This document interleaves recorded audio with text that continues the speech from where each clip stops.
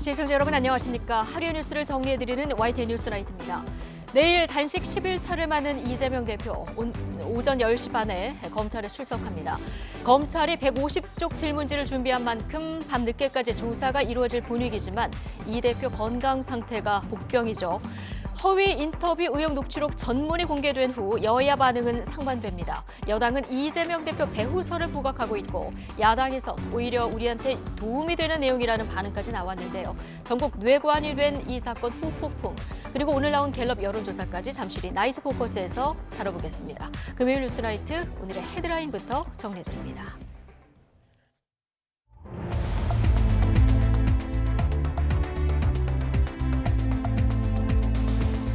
9월 8일 금요일 뉴스나이트 주요 뉴스입니다. 검찰이 허위 인터뷰 의혹을 선거농단으로 규정하고 특별수사팀을 본격적으로 가동합니다. 검찰은 화천대유 대주주 김만배 씨와 신앙림 전 언론노조 위원장의 공모 정황을 입증하는 데 주력하고 있습니다. 더불어민주당 이재명 대표가 단식 열흘째인 내일 쌍방울 대북 송금 의혹과 관련해서 검찰에 출석합니다. 이런 가운데 이 대표는 국무총리를 포함해 내각이 총사퇴해서 새로운 방향을 모색해야 한다며 정부 비판을 이어갔습니다. 대전에서도 초등학교 교사가 극단적인 선택을 하려다 발견돼 병원에 옮겨졌지만 끝내 숨졌습니다. 숨진 교사는 앞서 근무한 학교에서 악성 민원에 시달리고 아동학대 혐의로 고소까지 당했던 것으로 파악됐습니다. 김정은 국무위원장의 러시아 방문을 앞두고 북한이 전술핵 공격 잠수함을 처음으로 진수했다고 밝혔습니다. 김 위원장은 미국 전력에 대응하기 위한 차원이라며 6개월 만에 육성 연설에 나섰습니다. 7월 경상수지가 석 달째 흑자를 기록했지만 수출보다 수입이 더 크게 감소한 불황형 흑자라는 평가가 나오고 있습니다.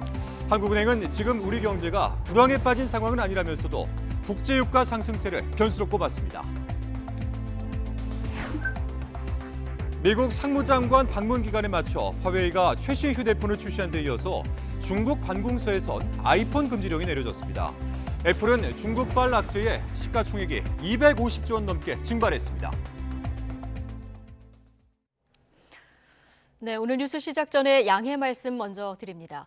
지난 7일 뉴스타파가 공개한 김만배 씨 녹취록 전문을 검토한 결과 김 씨의 일부 발언이 누락된 상태에서 보도된 것으로 확인됐습니다. YTN은 지난해 3월 7일 녹취록 전문을 확보하기 어려운 상황에서 일부 보도 과정에서 편집된 녹취록을 근거로 뉴스를 전달했습니다. 결과적으로 시청자 여러분께 혼선을 드린 점에 대해서 유감의 뜻을 밝히고 정확한 사실 확인을 위해서 앞으로 더 노력하겠습니다. 네, 오늘 뉴스나이트 첫 소식입니다. 허위 인터뷰 의혹 당사자인 화천대유 대주주 김만배 씨가 석방 하루 만에 대장동 재판에 나왔지만 묵묵부답으로 일관했습니다. 이번 의혹을 선거농단으로 규정한 검찰은 김 씨와 신앙림 전 언론노조 위원장의 사전 공모 정황을 입증하는 데 수사력을 모으고 있습니다. 김혜린 기자입니다. 화천대유 대주주 김만배 씨가 서울중앙지방법원에서 열린 대장동 본류 사건 재판의 모습을 드러냈습니다. 6개월 구속기한 만료로 서울구치소에서 풀려난 지 하루 만입니다. 신앙림 전 언론노조 위원장과 허위 인터뷰를 하지 않았다고 혐의를 부인한 석방 당시와 달리 쏟아지는 질문에 입을 굳게 닫았습니다. 커피를 타줬다는 게 결국엔 누가 타줬다는 건지 그 현장에 윤석열 대통령이 있었다는 거예요. 허위 인터뷰였던 걸 인정하신 것 같습니다. 서울중앙지검의 특별수사팀을 꾸린 검찰은 이번 사건을 대선 개입, 선거농단으로 규정했습니다. 검찰은 재작년 9월 신 전 위원장이 김 씨와 한 인터뷰가 대선을 불과 사흘 앞두고 뉴스타파를 통해 공개된 시점에 주목합니다.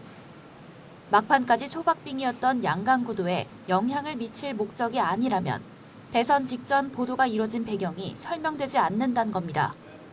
이 때문에 배후 세력까지 들여다보겠다는 건데 14시간 조사를 받은 신 전 위원장은 김만배 씨나 뉴스타파와 전혀 상의하지 않았다고 의도성을 부인했습니다. 뉴스타파의 콘텐츠나 보도나 영향력을 미치거나 그 편집진의 결정에 참여하거나 그런 적이 전혀 없어요. 그럼 녹음 파일만 제공했다는 말씀이세요? 그렇죠. 검찰은 김 씨가 신 전 위원장이 집필한 혼맥지도 3권을 1억 6,500만 원에 산 것 역시 비상식적이라고 보고 있습니다. 두 사람 주장대로라면 15년 만에 만나 스스럼 없이 책 3권을 거액에 계약했다는 건데 허위 인터뷰 대가가 아니라면 있을 수 없는 일이란 게 검찰 시각입니다. 그 정도 가치 있는 책이고 돈도 숨김없이 계좌로 오갔다며 검은 뒷거래가 아니라는 이들 주장을 반박할 증거를 구축하는 게 검찰의 과제입니다. 예술적 작품으로 치면은 그 정도 가치가 있다고 생각을 해서 데이터베이스이기 때문에 그게 1억 5천만 원 이상을 받아야지. 석방된 김 씨가 윤석열 대통령의 수사 무마 의혹을 스스로 번복한 것도 또 다른 변수입니다. 인터뷰의 허위성을 사실상 인정한 김 씨가 허풍에 불과했다고 주장할 경우 의도적으로 대선 개입으로 처벌할 수 있을지 검찰 고민은 깊어질 수밖에 없습니다. 또 뉴스타파가 대선 직전 받은 녹취록을 일부 발췌, 편집해 보도하는 과정에 부당한 개입이나 실제 선거에 영향을 미칠 의도가 있었는지도 검찰 수사를 통해 가려내야 할 부분입니다. YTN 김혜린입니다. 국민의힘은 대장동 사건 핵심 인물 김만배 씨의 허위 인터뷰 의혹과 관련해 선거 조작 범죄의 배후를 밝히겠다며 공세 수위를 높이고 있습니다. 민주당은 여권이 이재명 대표 죽이기에 나섰다면서 강하게 반발했습니다. 손효정 기자입니다. 뉴스타파가 공개한 김만배 씨 인터뷰 전문을 확인한 국민의힘은 이번 사건을 계획적이고 치밀한 선거 조작으로 규정했습니다. 김 씨의 언급과는 정반대로 윤석열 당시 검사가 부산저축은행 사건 피의자에게 커피를 타주며 수사를 무마했다고 거짓 보도했던 겁니다. 사건의 배후를 철저히 규명하겠다고 목소리를 높이며 민주당과 당시 대선 후보였던 이재명 대표를 정조준했습니다. 누가 대선 공작을 기획했는지, 누가 실행에 옮기고 누가 유포 확산시켰는지 그 전모를 낱낱이 밝혀내야 합니다. 그리고 가담한 범죄자들은 누가 됐든 단죄해야 합니다. 국회에 출석한 한동훈 법무부 장관과 이동관 방송통신위원장도 각각 철저한 수사와 가짜뉴스 근절을 강조하며 힘을 보탰습니다. 어떤 특정 언론들이 자기들이 미는 후보를 당선시키기 위해서 그렇게 유리한 보도를 검증 없이 허위인 줄 알고 보도했다면 그건 당연히 문제죠. 언론 조작으로 이익을 얻으려는 정치 세력이 있었고 실행하는 이런 단계적 그 메커니즘이 그 입증이 된다면 저는 모두 다 처벌을 받아야 한다. 민주당은 즉각 반발했습니다. 여당이 걸핏하면 대선 불복 프레임을 꺼내든다고 깎아내리며 집권당의 자신 없는 모습만 드러날 뿐이라고 맞받았습니다. 집권당으로서 자신 없는 모습이자 믿음지 못한 모습입니다. 그런 식이라면 민주당을 국정 파트너로 인식하지 않는 여당의 행태는 총선 불복입니까? 특히 불법 대북 송금 의혹 관련 이재명 대표의 검찰 조사를 앞두고 집요한 이재명 죽이기에 나섰다며 비판 수위를 끌어올렸습니다. 검찰의 이재명 죽이기가 찰거머리처럼 집요합니다. 이건 수사가 아니라 탄압이고 사냥입니다. 이재명 대표도 김만배 씨 인터뷰 관련 보도에 대해 반역죄라고 한 김기현 대표 발언을 두고 전체주의적 사고와 맞닿아 있다고 직격했습니다. 지금의 여당 대통령 후보를 비판한 언론이 국가 반역이라면 결국은 국가는 무엇입니까? 윤석열 후보가 곧 국가다. 이런 사고가 배어 있다고 생각합니다. 검찰이 특별팀까지 꾸려 수사의 속도를 내는 만큼 여야의 대치 전선도 더욱 가팔라질 것으로 보입니다. YTN 손효정입니다. 단식 중인 더불어민주당 이재명 대표가 쌍방울 그룹의 대북 송금에 관여했다는 의혹과 관련해 내일 검찰에 출석합니다. 이 대표 소환 조사는 올해만 5번째로 검찰은 150쪽에 달하는 질문지와 함께 의료지를 대기시키는 등 준비를 마쳤습니다. 황보혜경 기자의 보도입니다. 더불어민주당 이재명 대표가 쌍방울그룹 대북 송금 의혹과 관련해 내일 오전 10시 반 수원지방검찰청에 출석합니다. 지난달 백현동 개발사업 특혜 의혹으로 서울중앙지검에서 조사를 받은 지 3주 만으로 이 대표의 올해 5번째 검찰 소환입니다. 국회 일정 등을 이유로 2차례 줄다리기 끝에 결국 검찰이 제시한 기한 안에 조사받기로 한 겁니다. 검찰은 지난 2019년 김성태 전 쌍방울 회장이 북한에 800만 달러를 대납하는 과정에 관여했다고 보고 이 대표를 제3자 뇌물 혐의로 입건했습니다. 그동안 이 대표는 앞서 다른 의혹과 마찬가지로 대북 송금 의혹 혐의도 전면 부인해왔습니다. 공소장이 한 달 반 만에 돈을 준 사람, 또 받은 사람, 받은 장소, 날짜, 그 경위가 다 다르지 않습니까? 이 대표 조사를 하루 앞둔 검찰은 대북 송금 의혹과 관련해 150쪽에 달하는 질문지를 준비해 밤늦게까지 조사가 예상됩니다. 그러나 검찰은 이 대표가 단식 열흘 차인 점을 감안해 핵심 질문을 압축한 질문지도 별도로 준비한 것으로 전해졌습니다. 검찰은 이 대표의 건강 상태를 고려해 15층 조사실 앞에 의료진을 배치하고 구급차도 청사 앞에 대기시킬 예정입니다. 이번 검찰 조사에선 대북 송금에 연루된 혐의로 재판을 받고 있는 이화영 전 경기도 평화부지사가 당시 도지사였던 이 대표에게 보고했는지 여부가 핵심이 될 전망입니다. 앞서 이 전 부지사는 자필 옥중 편지를 통해 이재명 대표에게 어떠한 관련 보고도 한 적이 없고 검찰 압박으로 허위 진술을 했다며 기존 입장을 번복했습니다. 이에 대해 검찰 관계자는 이 전 부지사가 민주당 소속 변호인 선임 직후 이 대표에게 유리하게 진술을 번복했다면서 진술 왜곡 시도가 있었는지 수사하고 있다고 말했습니다. 검찰은 경기도의 도지사 방북 추진 공문 등 그동안 확보한 다양한 증거 자료를 제시하며 이 대표를 압박할 것으로 보입니다. 검찰은 이 대표 조사를 마치는 대로 백현동 의혹과 묶어 구속영장을 청구할 전망이지만 단식에 따른 건강 상태를 고려해 시점을 정할 것으로 보입니다. 이와 별도로 검찰은 김성태 전 회장이 재작년 이 대표에게 1억 5천만 원대의 쪼개기 후원을 했다는 의혹과 관련해 중앙선관위 압수수색에 나서며 전방위 수사를 이어가고 있습니다. YTN 황보혜경입니다. 국제교역의 최종 성적표 경상수지가 석 달째 흑자를 기록했습니다. 다만 흑자 폭은 크게 줄었는데요.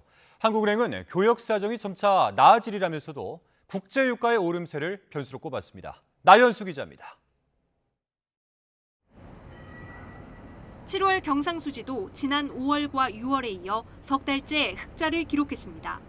흑자 규모는 35억 8천만 달러, 가장 큰 비중을 차지하는 상품 수지도 넉 달 연속 플러스입니다. 표면적으론 수익이 더 많지만 들여다보면 좋은 신호만 있는 건 아닙니다. 수출은 1년 전보다 87억 달러 넘게 줄어 11개월 연속 뒷걸음질 쳤습니다. 승용차 수출 호조에도 반도체와 석유 제품 중심으로 부진을 면치 못하고 있습니다. 그런데도 상품 수지가 흑자를 낼 수 있었던 건 수입액이 1년 전보다 135억 달러, 더 큰 폭으로 급감했기 때문입니다. 우리 국민이 해외에서 번 돈에서 외국인이 우리나라에서 번 돈을 뺀 본원 소득 수지 흑자폭도 줄었고 우리 국민의 해외여행이 늘면서 서비스 수지는 25억 달러 이상 적자를 냈습니다. 이에 따라 경상수지 흑자 규모는 지난 6월보다 22억 달러 넘게 줄었습니다. 한국은행은 그러나 1년 전 17억 달러에서 흑자 폭이 18억 달러 더 늘어난 데 주목했습니다. 1년 전과 비교해 흑자 폭이 커진 건 올해 들어 처음이라며 하반기 이런 흐름이 이어질 것으로 내다봤습니다. 4, 4분기 되면 수출 증가율이 플러스로 전환될 걸로 지금 보고 있습니다. 경기가 둔화되고 있다가 지금 회복되는 상황이지 우리 경제가 지금 불황에 빠진 상황은 아니다. 다만 최근 국제유가의 가파른 상승세가 앞으로도 이어진다면 원유 관련 수입액이 급증하면서 경상수지 흑자를 제약할 수 있다고 우려했습니다. YTN 나연수입니다.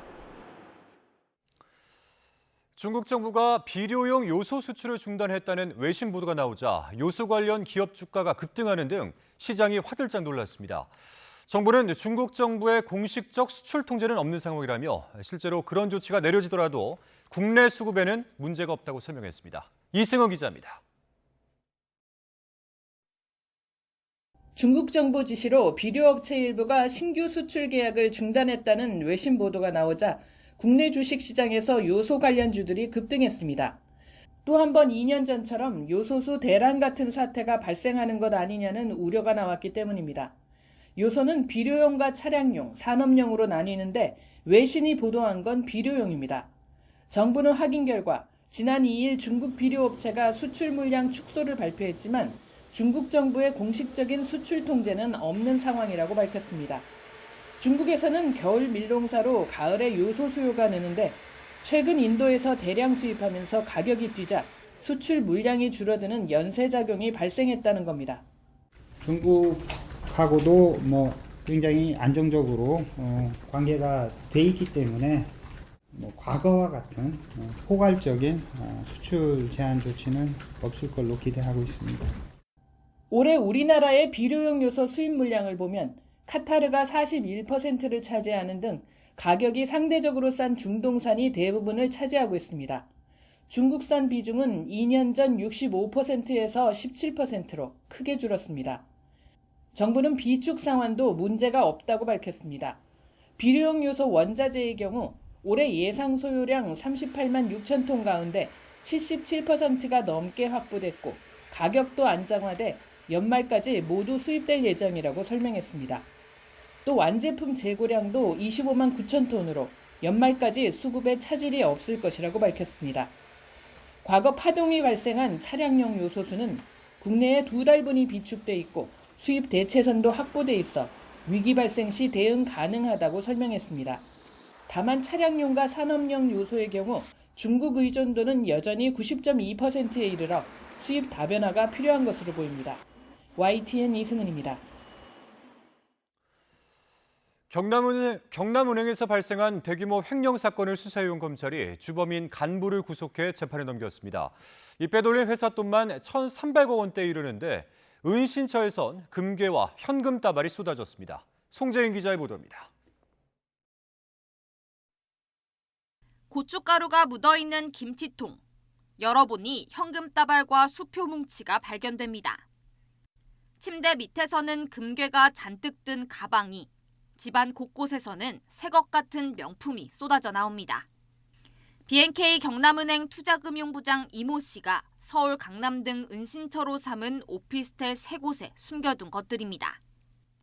1kg짜리 금괴 101개와 현금 45억 원, 미화와 상품권까지 그 값어치만 무려 147억 원에 달합니다. 이게 전부가 아니었습니다.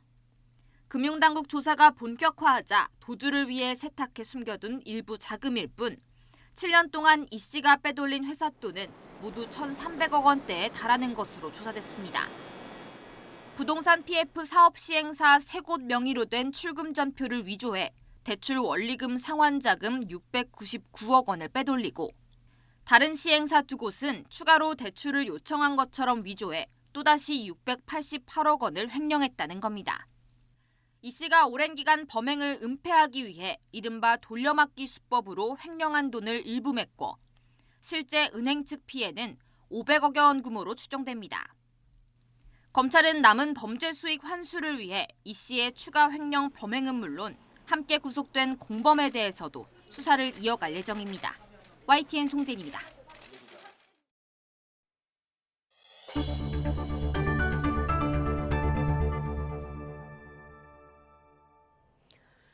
교사가 스스로 세상을 저버린 안타까운 사건이 대전에서도 일어났습니다. 숨진 교사는 앞서 근무한 학교에서 악성 민원에 시달리고 아동학대 혐의로 고소까지 당했는데 재판에서 학대 혐의는 벗었지만 최근 서희초 사건을 접하면서 많이 괴로워했던 것으로 전해졌습니다. 이상군 기자입니다. 대전의 한 초등학교 정문 앞에 조화가 배달됩니다. 여기서 근무하다가 올해 초 다른 학교로 간 40대 교사가 극단적인 선택을 하려다 발견돼 병원에 옮겨졌지만 끝내 숨졌습니다. 숨진 교사는 그동안 서희초 추모 집회에 대부분 참석했고 지난 4일 공교육 멈춤의 날에도 병가를 냈던 것으로 전해졌습니다. 유족은 숨진 교사가 지난 2019년부터 학생 지도를 두고 일부 학부모들의 악성 민원에 시달렸다고 말했습니다. 이 과정에 아동학대로 고소당했고 교권보호위원회 개최를 요청했지만 받아들여지지 않은 것으로 알려졌습니다. 1년 뒤 아동학대 혐의는 무혐의 처분을 받았는데 이후에도 악성 민원이 계속됐다고 유족은 밝혔습니다. 왜 우리 애하고 같은 복도에 그 선생을 집어넣어놨냐. 당장 딴 데로 옮겨라. 그 다음에 코로나 시즌에 정문 앞에서 이렇게 마스크 시도 같은 거 하는 그거를 또 하고 있었더니 왜 우리 애가 무서워서 학교도 못 가게 거기다 세워놨는데 당장 치워라 했대요. 유족은 오랜 기간 정신과 치료를 받은 고인이 서희초 사건을 접하면서 괴로워했고 최근 정신적으로 많이 힘들어했다고 말했습니다. 뭘 멈춘 날에는 꼭 참여를 하겠다 그랬더니 교수님이 면담을 요구하겠다든가 그러면서 엄청 스트레스를 받았던 걸로 기억을 하고 교육부 장관이 파면 해임을 하겠다라고 하니까 진짜 너무 쉽게 생각한다고. 한 동료 교사는 학교 앞에 놓인 국화 앞에 엎드린 채 한동안 고인을 추모했습니다. 민원은 학부모랑 생활권이 겹치시다 보니까 동네에서 마주치거나 하셨을 때 상당히 힘들다는 얘기들을 많이 하셨었는데요. 아동학대법 개정이 반드시 이루어져서 다시는 이런 희생자가 절대 나오지 않도록 했으면 좋겠습니다. 교사노조는 철저한 진상규명을 촉구했습니다. 극단적인 선택을 하기까지의 그 과정들을 교육청이 직접 나서서 명명백백하게 밝히고 그 밝히는 과정에서 책임을 져야 할 사람이 있다면 책임을 요구하고. 대전시 교육청은 교사의 사망 원인을 철저히 조사해 악성 민원과 연관성이 확인되면 수사기관에 고발할 계획이라고 밝혔습니다. YTN 이상군입니다. 교사들의 극단적인 선택이 이어지는 가운데 교원의 마음 건강 치유를 위해서 교육부와 보건복지부가 공동 전담팀을 만들기로 했습니다. 정부는 2학기부터 희망하는 모든 교원에게 진단검사와 치유 프로그램을 제공하고 시도교육청에 설치된 지원센터에서 우울증 예방 프로그램과 전문 치료 연계를 강화하겠다고 설명했습니다. 지난 5월 국회를 통과한 전세 사기 특별법이 내일로 시행 100일을 맞습니다. 그러나 피해자들은 법에서 정한 피해자 요건이 까다로운 데다 피해자로 인정받더라도 지원 대책에 사각지대가 많아서 여전히 일상을 회복하지 못하고 있다고 호소합니다. 임혜진 기자입니다. 올해 초부터 전세 사기 피해자 5명이 잇따라 목숨을 잃은 가운데 지난 5월 전세 사기 특별법이 진통 끝에 국회 본회의를 통과했습니다. 그러나 피해자들은 법률 시행 석 달이 지난 지금도 크게 달라진 건 없다고 말합니다. 집주인이 숨진 뒤 유족이 상속을 포기하면서 보증금 2억 7천여만 원을 돌려받지 못한 박모 씨. 구제받을 수 있는 피해자로 인정받았는데 막상 대출을 받으려 하자 오피스텔은 주거용이 아니라서 대상이 아니라는 안내를 받았습니다. 모든 대출 디딤돌이나 승리보금자율금 같은 거 봐도 공구상 주택으로 돼 있는데 주택법을 보면 오피스텔은 업무용 시설이라 주택이 아니라 안 되더라고요. 박 씨가 빌린 비주거용 오피스텔 말고도 신탁주택이나 근린생활시설, 불법 건축물 역시 대출이나 우선 매수권에 제한이 있어 구제의 사각지대에 놓여 있습니다. 또 법에서 정한 문턱이 높아 많은 이들은 피해자로 인정조차 받지 못하고 있습니다. 전세 사기 특별법에서 요구하는 다수의 피해와 임대인 기망 의도를 개인이 입증하는 게 쉽지 않기 때문입니다. 특별법 시행 100일을 하루 앞두고 전국의 전세 사기 피해자들이 용산 대통령실 앞에 모였습니다.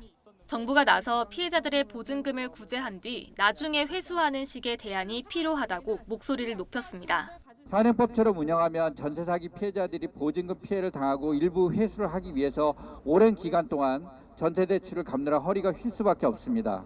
따라서 원하는 피해자들에게는 보증금 선구제 프로그램을 제공해야 합니다.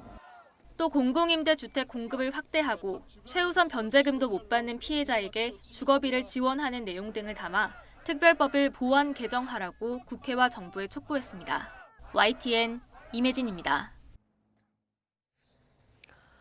공기업인 한전 KDN과 한국마사회가 보유한 보도 전문 채널 YTN 지분 매각 절차가 매각 공고와 함께 시작됐습니다. YTN은 일방적인 민영화 추진을 멈추고 사회적 수기 과정에 동참하라고 정부와 공공기관에 촉구했습니다. 보도에 오인석 기자입니다. 일간지에 매각 공고가 실리면서 YTN 주식 지분 매각이 공식화됐습니다.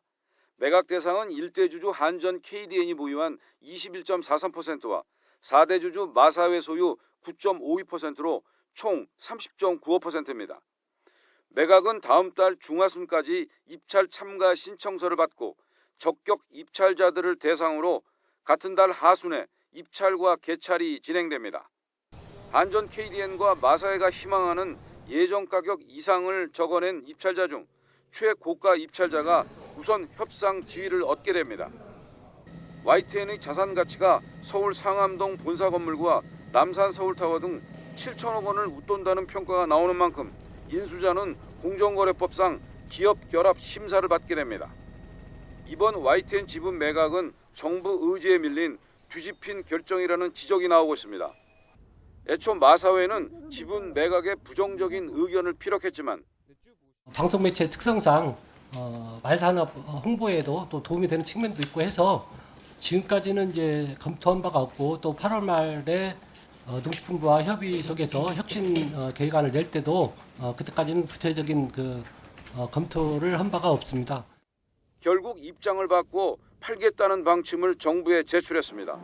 한전 KDN도 지난해 8월 지분을 보유하기로 했다가 한 달 만에 매각 추진으로 바뀌었습니다.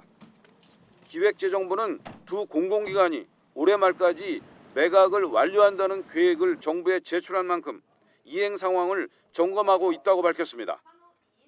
이에 대해 YTN은 세심한 정책적 고려 없이 공공기관의 자산 효율화라는 막연한 논리로 일방적으로 추진되고 있는 지분 매각에 유감의 뜻을 밝혔습니다. 이어 정부와 공공기관들은 지금이라도 일방적인 민영화 추진을 멈추고 YTN이 국민의 신뢰를 받는 보도 전문 채널로 거듭 태어날 수 있도록 사회적 수기 과정에 동참해 주길 촉구했습니다. YTN 오인석입니다. 이처럼 YTN 지분 매각 절차가 본격화하자 언론시민단체와 야당은 정권의 방송 장악 시도라면서 한 목소리로 규탄했습니다. 무엇보다 30년간 공적 역할을 수행한 보도 전문 채널을 아무런 사회적 논의도 없이 졸속 매각하려는 시도에 우려의 목소리가 큽니다. 이어서 안동준 기자가 전해드립니다. 그간 시민단체와 언론학계는 YTN 매각은 정부의 언론장악 시도 차원이라며 한 목소리로 비판해왔습니다. 30년간 공적 역할을 수행한 보도 전문 채널을 사회적 논의도 없이 졸속으로 매각하려 한다는 지적도 이어져 왔습니다. 만약에라도 몇 년 뒤에 정권이 바뀌어서 검찰이나 감사원이 그 당시 지분 매각 결정이 어떻게 이루어졌는지 압수수색하고 검찰 수사 벌이고 그 정책 결정 과정에 대해서 사법적으로 다 뒤집는 행동하면 어떻게 하실 겁니까? 한전 KDN과 마사회의 YTN 지분 매각 절차가 결국 공식화하면서 시민사회단체의 반발 수위도 올라갔습니다. YTN이 가지고 있는 우리 언론 시장에서 가지고 있는 의미를 생각하면은 우리 미디어 시장 또 언론 여론 시장에 있어서도 상당히 심각한 결과가 빚어질 가능성이 있다고 보여집니다. 야당도 YTN이 무너지면 다음 민영화 대상은 제어가 심사를 앞두고 있는 KBS ETV가 될 거라며 매각 절차를 당장 중단하라고 촉구했습니다. 공영방송들이 친정권 언론 재벌들에게 유린당하고 방송의 공공성과 중립성을 잃어버리지 않을까 우려됩니다. 전국 언론노조 YTN 지부도 YTN을 탐내는 자본은 언론 장악의 하수인이라며 모든 수단을 동원해 민영화를 저지하겠다고 목소리를 높였습니다. YTN 지분 매각 과정 하나하나 직권 남용이나 배임 가능성을 따져보고 국민주 운동을 통해 YTN의 공적 가치를 지키겠다고 강조했습니다.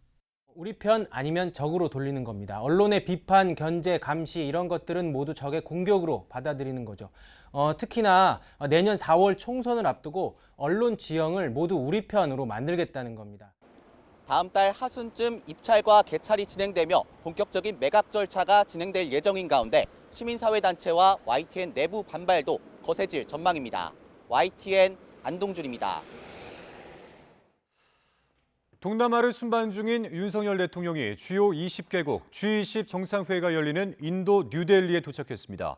윤 대통령은 인도네시아 자카르타에서 아세안 관련 정상회의와 한중회담 등 3박 4일 일정을 마치고 오늘부터는 G20 다자 외교로 무대를 옮겼습니다.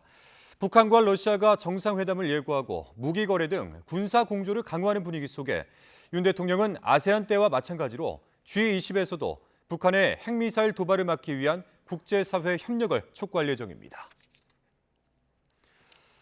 북한이 수중에서 핵공격을 할 수 있는 전술핵 공격 잠수함을 처음으로 건조했다고 밝혔습니다. 이 진수식에 참석한 김정은 위원장은 오랜만에 육성 연설에도 나섰는데요. 우리 정부는 북한의 헛된 무기 개발을 개탄한다고 비판했습니다. 최도희 기자입니다. 검은색 잠수함 동체가 거대한 모습을 드러냅니다. 북한이 수중 핵공격이 가능한 전술핵 공격 잠수함인 김군옥 영웅함을 공개한 겁니다. 중절모 차림의 김정은 국무위원장은 지난 6일 열린 진수식에 참석해 6개월여 만의 육성 연설에도 나섰습니다. 김 위원장은 김군옥 영웅함이 북한의 기존 중형 잠수함들을 공격형으로 개조하려는 전술핵 잠수함의 표준형이라고 주장했습니다. 아울러 전술핵 공격 잠수함 건조는 미국 핵 추진 잠수함 전력에 대항하기 위한 것임을 분명히 했습니다. 핵 공격 잠수함이라는 수단이 이제는 파렴치한 원수들을 공포에 질리게 하는 위협적인 우리의 힘을 상징하게 되고 진정 우리 인민 모두가 반길 경사가 아닐 수 없습니다. 김 위원장은 또 북한 해군의 핵 무장화는 더는 미룰 수도 늦출 수도 없는 절박한 시대적 과제라며 이미 보유한 중형 잠수함도 전술핵을 탑재할 수 있는 공격형 잠수함으로 개조하겠다는 계획도 내놨습니다. 이에 대해 통일부는 북한이 어려운 민생은 아랑곳하지 않으며 헛된 무기 개발에만 집착하고 있다고 개탄했습니다.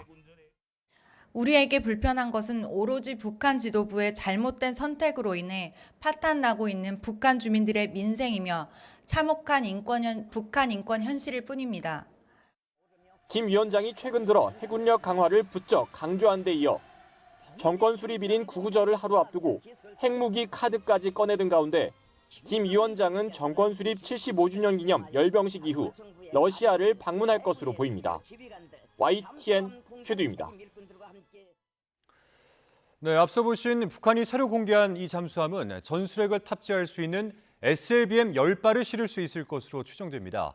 자, 그만큼 핵 위협은 더 커졌다고 평가할 수 있지만 실제 운용이 가능할지는 미지수입니다. 임성재 기자입니다. 북한 관영 매체가 보도한 전술핵 공격 잠수함 김군옥 영웅함입니다. 가장 눈에 띄는 건 비정상적으로 높게 솟은 미사일 데크. 함교탑 뒷부분을 확장해 만든 것으로 보이는데 위로는 수직 발사관 10개가 보입니다. 4개는 최대 사거리 2000km SLBM, 북극성 3형 등을 발사할 수 있을 것으로 나머지 6개는 사거리 600km 미니 SLBM, 화성 11 시옷 등을 장착할 수 있을 것으로 추정됩니다. 전술핵을 탑재할 수 있는 다량의 SLBM을 실을 수 있다는 점을 과시하려는 의도로 풀이됩니다. 미사일 데크가 너무도 비정상적으로 크게 만들어져서 잠수함의 함교보다도 훨씬 더 커지는 기이한 형상으로 만들어져 있다는 것이죠. 잠수함 자체의 기동성뿐만 아니라 정숙성에 영향을 미쳐. 하지만 이 잠수함이 실제 기동할지, 정상적으로 미사일은 발사될지 아직 알 수 없습니다. 군은 외형을 분석한 결과 정상적으로 운용할 수 있는 모습은 아닌 것으로 판단한다고 분석했습니다. 조만간 북한이 새 전술핵 공격 잠수함으로 시험 발사에 나설 것이란 관측이 나옵니다. 진수 이후에 기동성, 안정시험, 그다음에 사망시험 이런 모든 시험 절차를 다 거치고 나서 무장 발사 시험을 해봐야 되는데 특히 SLBM을 탑재는 하지만은 시험 발사도 안 해보고 현 상태에서 정상 작동한다 얘기를 할 수 없어요. 전술핵 공격 잠수함을 시작으로 김정은 국무위원장은 원자력을 동력으로 오랜 기간 잠항할 수 있는 핵추진 잠수함도 건조할 것이라고 공언했습니다. 다음 주로 예상되는 북러 정상회담을 통해 러시아에 포탄 등 무기를 제공하는 대신 관련 기술을 전수받을 가능성이 더 커졌습니다. YTN 임성재입니다. 김정은 북한 국무위원장이 오는 11일 동방경제포럼이 열리는 극동 연해주 블라디보스토크에 도착할 예정인 것으로 전해졌습니다. 블라디보스토크 현지 관계자들에 따르면 러시아 측은 내부적으로 김 위원장이 전용 열차를 타고 11일 블라디보스토크역에 도착해 리무진으로 갈아탄 뒤 포럼이 열리는 극동 연방대학교로 이동하는 일정에 대비하고 있는 것으로 알려졌습니다. 이에 따라 러시아 측 내부 준비 상황과 푸틴 대통령 일정을 고려하면 북러 정상회담은 12일에 성사될 것이라는 관측이 나옵니다. 미국 상무장관 방문 기간에 맞춰 화웨이가 최신 폰을 출시한 데 이어서 이 중국 관공서에선 아이폰 금지령도 내려졌습니다. 미국의 수출 통제에 중국이 본격적인 반격에 나서면서 제2의 요소수 사태로 이어질 조짐도 보이고 있습니다. 베이징에서 강정규 특파원입니다. 지나 러먼도 미국 상무장관과 화웨이의 최신형 스마트폰 사진을 합성한 밈입니다. 미국의 반도체 수출 통제가 오히려 중국의 기술 돌파를 세계에 알린 셈이 됐다고 조롱하는 겁니다. 승리감에 고무된 중국인들이 애국주의 소비에 나서면서 화웨이 매장 앞엔 긴 줄이 섰습니다. 러먼도의 방중기간을 겨냥해 신제품 출시를 앞당긴 전략이 먹힌 셈입니다. 반면 아이폰 매장엔 찬바람이 붑니다. 华为的全是来买Mate60的，苹果店没人。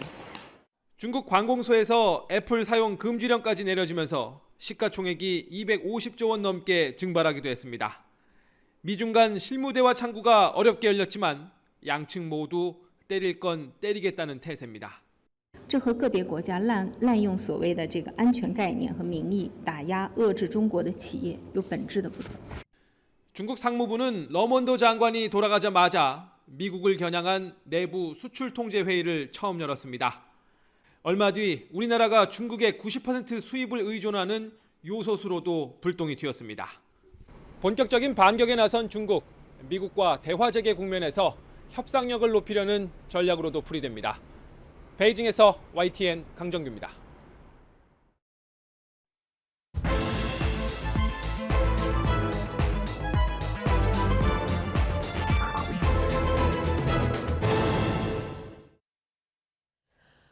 오늘의 정치권 관심 뉴스들 진단해보는 나이트 포커스, 정호김, 김영주 전직 의원 두 분 모셨습니다. 어서 오십시오. 네, 안녕하세요. 예.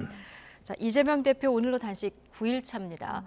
지치지 않는다면 거짓말이지만 초심을 잃지 않겠다, 이런 글도 오늘 남겼는데요. 여러 정치인들의 발길이 이어지고 있는 가운데 오늘 김동연 지사가 이 대표를 찾았습니다. 자, 어떤 모습인지 잠시 보고 오시죠. 민주주의하고 민생에서 하실 게 많으신데 뭐 이것도 일이죠. 검찰이 이제 좀 덜 괴롭힙니까? 저는 강하게 한데 아직도 아이고 압수수색을 힘들어요. 직원들 불러다 조사하고 그러죠.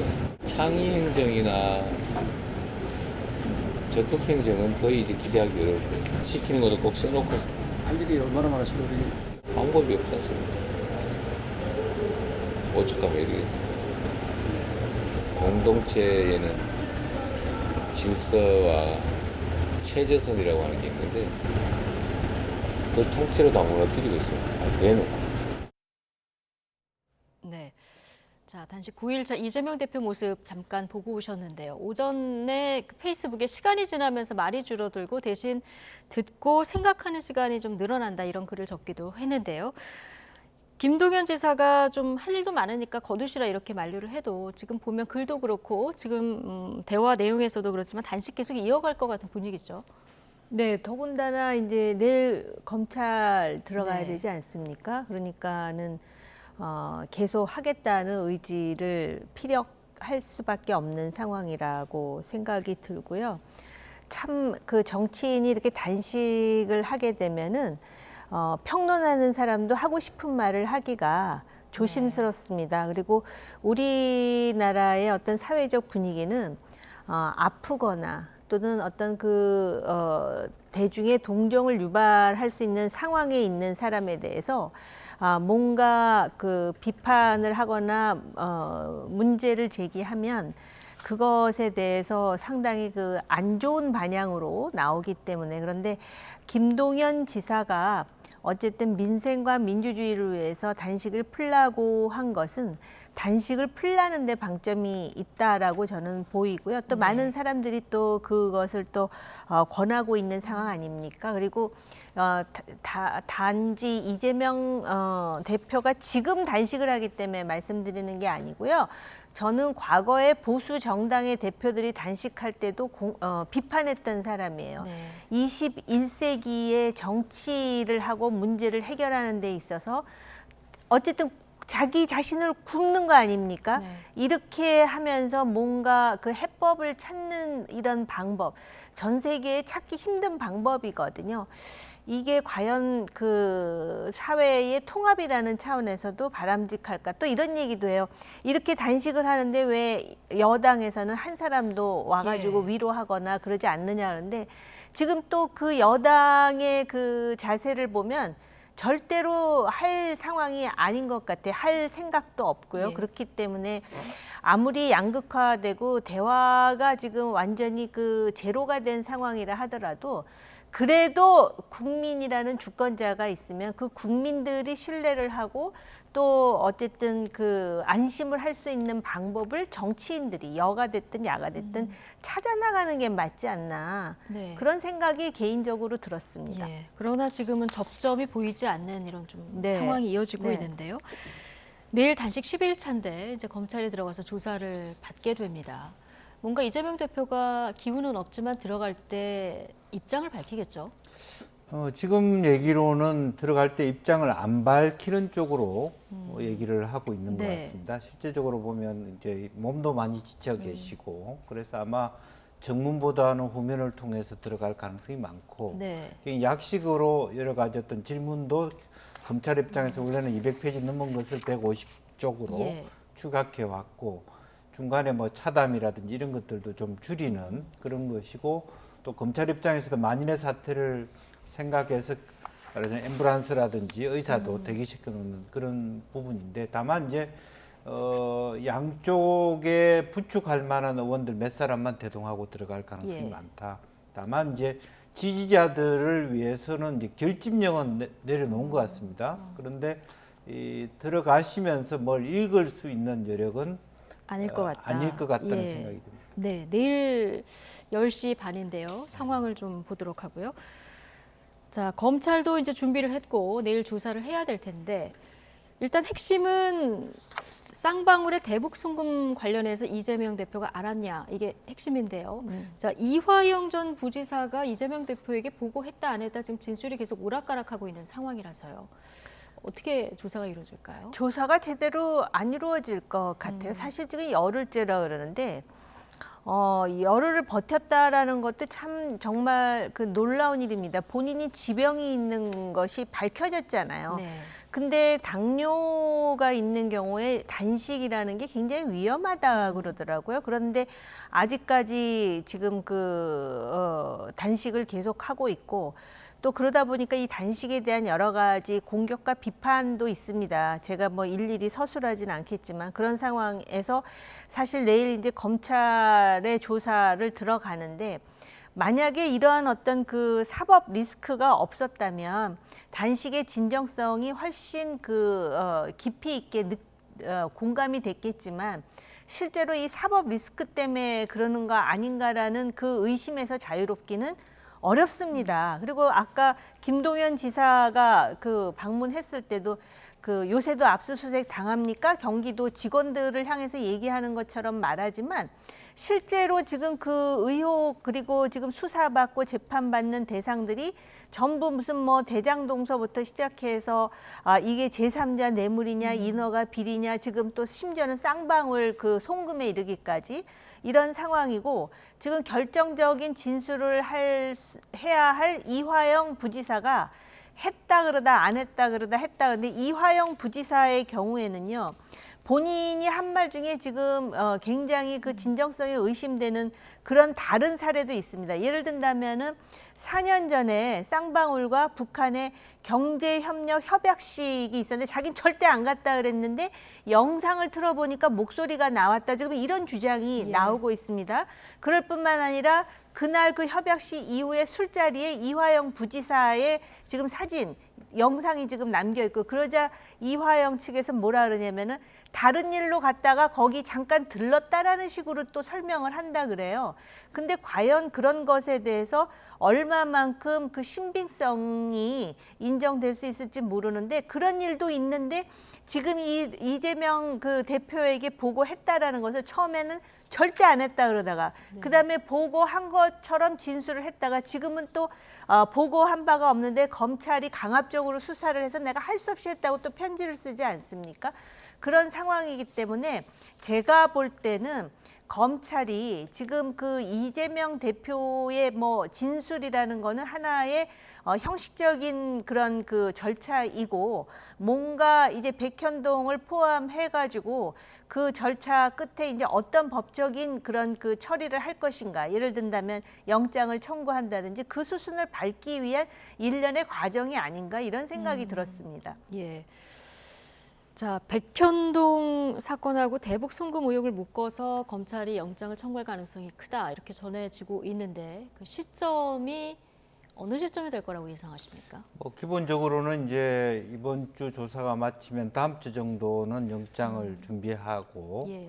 그래서 국회에 늦어도 그 다음 주 정도는 돌아오지 않을까. 보고를 마치게 되면 뭐 21일이나 23일 정도 표결을 하는, 추석 전에 표결이 이루어질 23일이나 가능성도 25일 있군요. 정도 표결을 하는 이제 그런 시점으로 돼서 아마 18일 전후가 말하자면 청구 시점이 될 수 있다. 15일에서 18일 그렇게 보여지고 있고도 기본적으로는 아마 이제 이번 내일이 어찌 보면 공식적으로는 이렇게 벌써 5번째 출두거든요. 이제 검찰도 더 이상 체력적으로는 내용적으로 이재명 대표가 더 이상 조사에 응할 수 없는 상태에 가고 있지 않느냐. 그래서 마무리를 하지 않겠나 그렇게 보여집니다.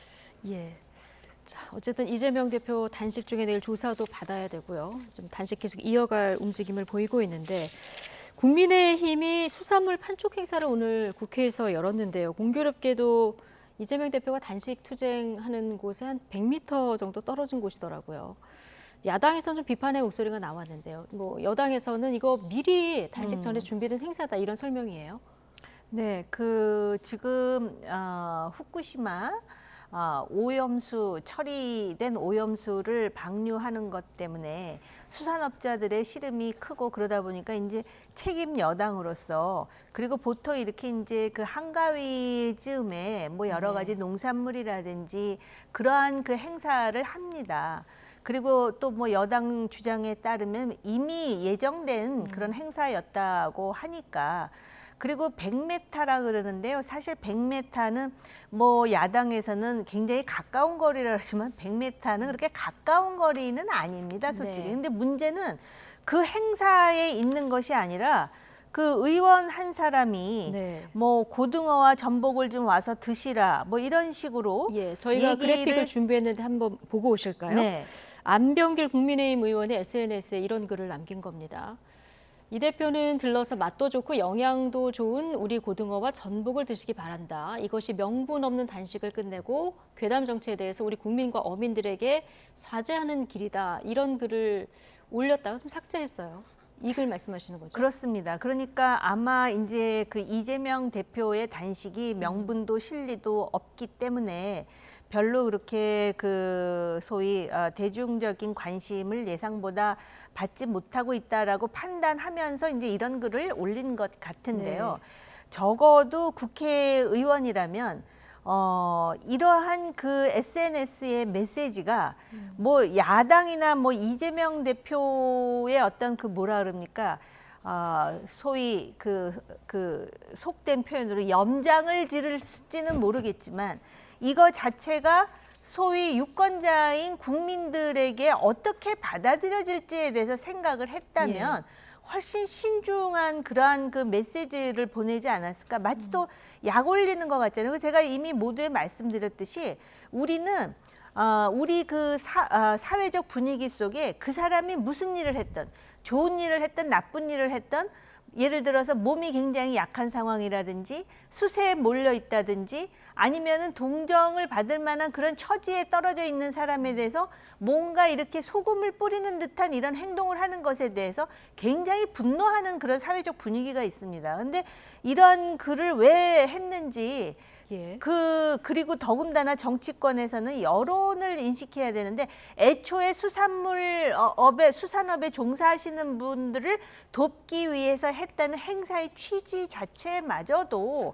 이것 때문에 굉장히 희석되는 그런 결과를 가져왔다라는 점에서 안타깝게 생각합니다. 과거에 그 자유한국당이었습니까? 김성태 원내대표가 두루킹 특검 때문에 그 단식을 한 적이 있었는데 그때 당시에 그 민주당 의원들이 위로를 한다고 와가지고 음식 얘기를 했다는 것 때문에 또 굉장히 그 문제를 제기하고 비판하고 그랬었는데 이건 아예 이렇게 SNS에다 대고 고등어와 전복 드시라 이렇게 말을 하면은 단식의 명분과 실리에 대해서 이렇게 문제의식을 갖고 있던 사람들도 진짜 너무하는 거 아니야 이런 생각을 들게끔 하는 저 행태가 정말 참 답답합니다. 이렇게 되면은 국민의힘의 그런 수산업을 위한 그런 행사 자체의 본질적인 의미마저 퇴색시킨다는 점에서 정말 딱하다는 생각밖에 안 들어요. 그러니까 이 행사를 준비하는 분들은 오히려 이제 시식도 줄이고 준비를 했다는 거고요.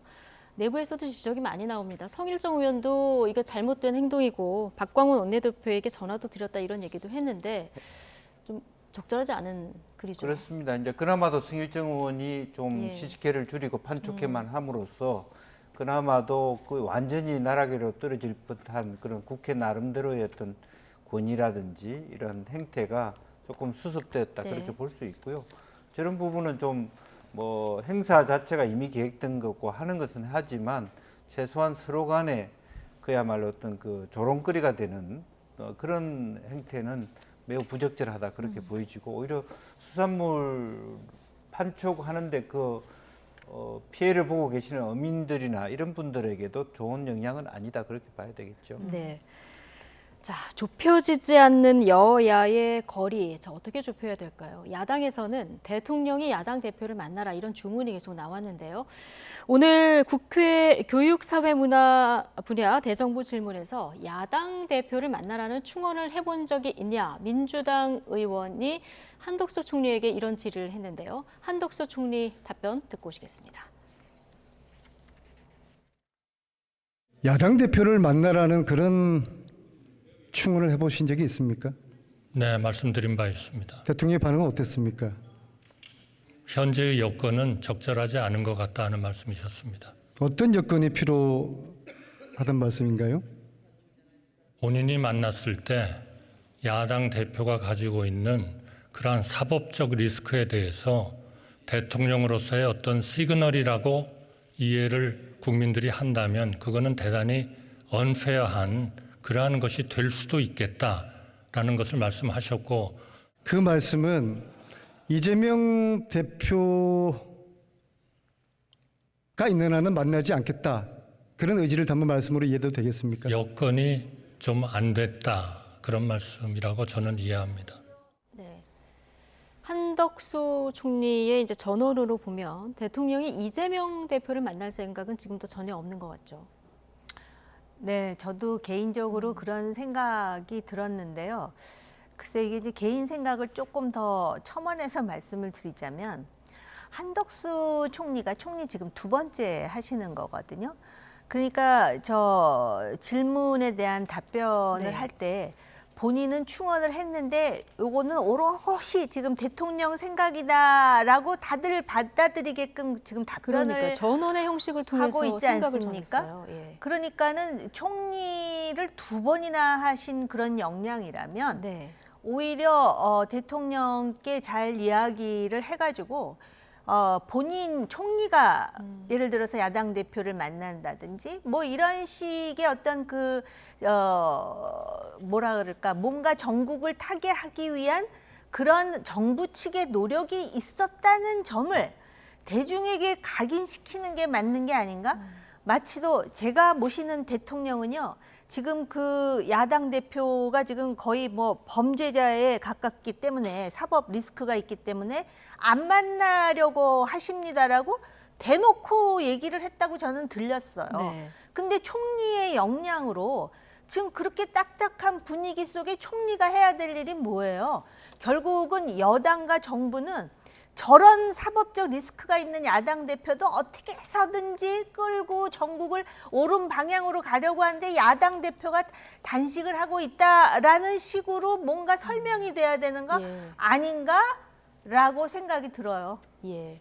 한덕수 총리가 전원 형식으로 이렇게 표현을 한 건 좀 적절치 않다 이런 지적이신데 어쨌든 앞서 정호김 의원께서 여당 의원들도 이재명 대표를 좀 찾아갈 생각이 없어 보이는 것 같다고 하셨는데 네. 이재명 대표가 단식을 계속할 수는 없을 테고요. 어떤 출구 전략을 생각해 볼 수 있을까요?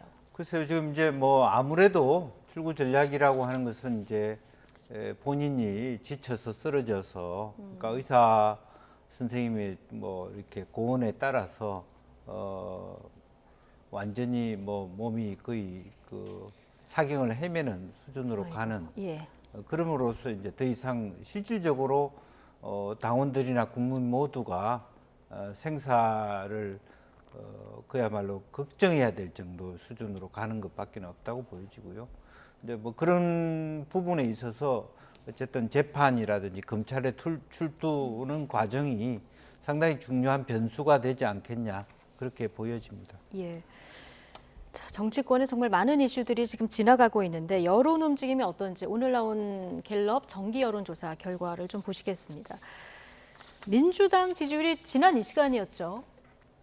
27%였는데 이게 현 정부 들어서 최저치였다 이 소식으로 좀 그때 대담을 이어갔는데 한 주 만에 7%포인트가 올라서 34%가 됐습니다.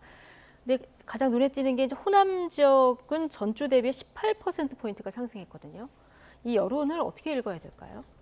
이거에 대해서 이재명 대표의 단식이 영향을 주었다라고 또 해석하시는 분들도 꽤 있나 봐요. 네.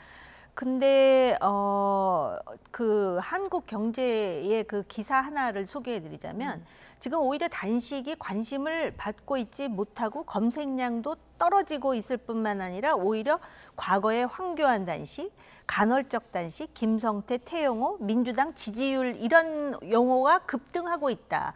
이런 기사가 나왔거든요. 네. 근데 왜 그러면은 지난주에 우리가 분명히 이 여론조사에 대해서 얘기를 했는데 7%나 갑자기 뛰어올라서 국민의힘과 그다음에 민주당의 지지율이 이제 동률이 됐어요. 그러면서 정의당 지지율이 조금 떨어지더라고요. 그러니까 정의당에서 떨어진 지지율도 이제 민주당에 가서 붙었다는 건데 제가 볼 때는 이거야말로 반사 이익이라고 생각을 합니다. 지난번에 여론조사 할 때 과연 그 홍범도 장군 문제라든지 또 그 해병대 상병인 최상병의 그 죽음과 관련된 박정훈 대령 그 문제 이런 것이 완전히 그 제대로 다 반영이 되었느냐를 한번 우리가 좀 따져봐야 되는데 왜냐하면은 지금 그 이재명 대표의 정치인으로서의 지지율을 보면은요 지금 10%대로 떨어져서 19%가 나오고 있지 않습니까? 저희가 다음 그래프로 준비를 해봤는데요. 그러니까 그 얘기는 그 다음에 하더라도 아니요, 같이 보죠. 네. 장내 정치 지도자 선호도 이거 갤럽에서 3개월에 한 번씩 발표하는 수치인데 이 수치 말씀하시는 거죠? 네, 맞습니다. 그래서 작년에 이재명 대표가 됐을 때요. 27%까지 올라갔었어요. 그랬는데 지금 19%로 10%대로 떨어졌거든요. 이거는 계속 20%대를 유지하다가 단식을 했는데 오히려 19%로 떨어졌는데 민주당의 지지율은 7%가 올라갔다라는 거는 단식 영향이 아니라고 저는 개인적으로 생각해요. 오히려 홍범도, 박정훈 이런 것 때문에 중도층이 화가 났다. 그리고 중도층과 호남층이 일정 정도 같이 움직이는 부분이 있거든요. 제가 왜 이 말씀을 드릴 수 있냐면 이 역사 문제 있잖아요. 우리나라 국민들이 근현대사에 대해서 정치권에서 이렇게 문제가 제기가 되면 화두가 되면 굉장히 예민하게 반응해요. 그래서 제가 지난주에도 그 말씀 드렸어요.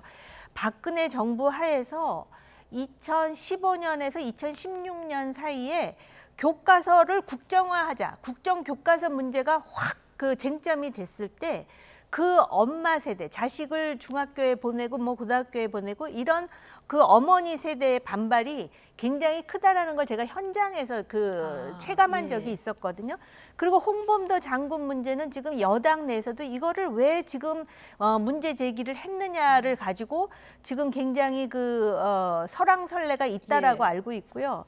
그다음에 이 박정훈 대령 문제는 지금 이것은 전공법으로 다루지 않으면 나중에 큰 문제로 확대될 수도 있는 여러 가지 요소를 가지고 있다라는 점에서 그러다 보니까는 어디 갈 데 없는 그 지지층의 7%가 민주당으로, 그래서 민주당은 이 부분에 대해서 반사 이익을 얻은 것이지 이재명 대표의 단식 때문에, 그리고 단식이 옳았느냐 옳지 않았느냐에 대해서도 한번 여론조사한 거를 모 언론에서 그 방송하는 것을 봤는데 여론조사의 결과는 저희가 준비가 안 된 부분은 그러면 그 얘기를 하지 않겠습니다. 안 하는 게 좋을 것 같습니다. 예.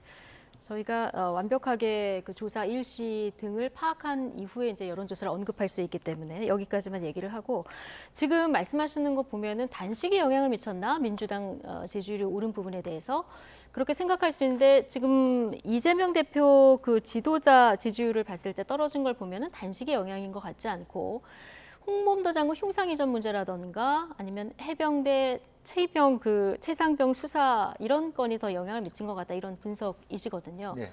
같은 의견이십니까? 우선은 큰 궤가 비슷한데요. 우선은 지난주에는 또 많은 언론에서 단식하자마자 민주당 지지율이 떨어졌다, 그렇게 보도했어요. 많은 언론들이. 단식이 잘못됐다. 근데 이번에는 단식 결과가 오히려 지지율을 높였다, 이렇게 둘 다 잘못된 부분이 있고요. 어떤 면에서 아까 말씀하신 것처럼 오히려 지난번에 떨어진 것은 김남국 사태에 대해서 민주당이 지나치게 옹호하는 부분에 대해서 이건 맞지 않다, 그렇게 봤다라면 어떻게 보면 김종인 전 비대위원장의 말씀이 맞을 수 있어요. 의원님 말씀하고 거의 궤를 같이 하는데, 이재명 대표에 대해서 국민들은 매우 무관심하다. 오히려 지금은 얼마나 절박하냐면 경제가 절박하다. 교사는 교사대로 다 그리로 나서야 될 판이고요. R&D 예산 다 깎여서 과학인들이 분노하고 있고요. 특히 새만금 예산 턱없이 깎여서 호남이 분노하고 있습니다. 이제 이런 상태에서 역사 문제까지 거들고 있고, 모든 부분은 노조는 노조대로 전 사회가 흥분된 상태에서 제자리를 찾지 못하고 있고, 물가는 물가대로 수석 물가가 굉장히 오르고 있습니다. 또 유가도 굉장히 오르고 있습니다. 실제적으로 핵심은 국민들이 느낄 때는 경제가 이렇게 되고 34조 이상 법인세 인원을 해서 세금도 못 걷어서 정부가 예산 불용까지 가는데 대통령은 마치 바람난 것처럼 외국을 계속 가나, 이런 느낌을 올 수가 있어요. 실제로 자유 외교 한다고 하지만 실제로 좋은 것도 외교고 국민이 싫어하는 부분도 외교일 수 있습니다. 이 판에 나라는 다 두 조각 내고 이념 분쟁을 하면서 대통령은 인도 가고 미국 가고 어디 가고 하는 것 자체가 국민들한테는 공감대가 안 오는 부분이 있을 수 있다는 거죠. 그러니까 지금 현재 경제가 지금 그야말로 이제는 저성장으로 본격적으로 들어가지 않느냐, 이런 상태라면 굳이 역사 문제 그런 문제까지 끄집어내서 육사에 있는 융상까지 옮겨가면서 왜 이렇게 문제를 삼느냐. 그리고 또 정권 탓을 계속하고 있고요. 또 더군다나 모든 문제에 다시 문재인 이 주범이다, 이렇게 얘기하는 것을 실제는 더 이상은 국민들이 받아줄 수 없다라고 하는 실질적인 부분이고, 저는 솔직히 이것이 이 시그널이 굉장히 내년 총선에 수도권에서 국힘에 빨간불이 들어오고 있는 신호다, 저는 그렇게 봅니다. 이것은 민주당이 잘하고 못하고를 국민들이 보지 않겠다. 이제는 여당이 잘하는지를 판단하겠다. 결과적으로 심판 논리가 훨씬 더 앞서고 있다, 그렇게 봐야 될 것 같아요. 정부 여당이 이런 여론 흐름을 좀 주시해야 된다는 말씀을 해주셨는데, 어쨌든 이재명 대표 단식을 하고 있는데 그 지도자 지지율이 좀 떨어졌고, 한동훈 장관은 조금 올라서 격차는 조금 줄어든 이런 모습인데요. 어쨌든 한동훈 장관과 민주당 국회에만 나오면 이제 앙숙인데, 오늘 안민석 의원과 또 설전을 벌였습니다. 자, 어떤 발언을 주고받았는지 잠시 보고 오시겠습니다. 내년 총선 술 마십니까? 제가 여러 번 말씀드렸는데요. 제 임무를 다 하겠습니다. 정치는 하실 거죠? 그런 문제를 대정부질에서 물을 거는 아닙니다. 의원님은 출마하십니까? 네, 저는 하죠. 잘 되길 바라겠습니다. 그런 답변 태도가 문제입니다. 시중에 한 장관의 별명을 제가 말씀드릴까요? 그 의원님이 지으셨는지 모르겠습니다만요. 지금 여기서 좀 건설적인 질문과 답변이 오갈 수 있었으면 좋겠습니다. 일련의 불손한 태도에 대한 사과를 제가 정중히 드릴 기회를 주려고 했던 것인데, 그 얘기를 안민석 의원님이 하시는 게 참 이상합니다. 사과할 기회를 드릴 테니까는요. 안민석 의원님, 위원님이 그런 말 하시는 거 좀 국민들이 우습게 보실 것 같지 않습니까?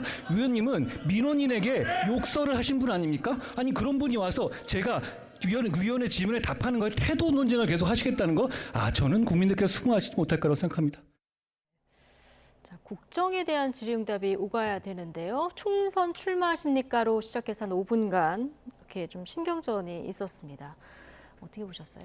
그러니까요. 지금 우리 김 앵커께서 말씀하셨듯이 총선 출마하십니까로 질문했을 때부터 이제 그 스텝이 꼬이는 거예요. 네. 왜냐하면은 법무장관이잖아요. 그럼 법무행정과 관련한 날카로운 질문을 국민을 대표해서 해야 되는데 애초부터 그러면서 그런 답변 태도가 문제입니다. 시중에 한 장관의 별명을 제가 말씀드릴까요? 이렇게 나오니까 물론 지금 한 장관의 저 태도 있잖아요. 답변하고 이렇게 또 반어법으로 질문하는 태도에 대해서도 제가 점수를 주진 못하겠어요.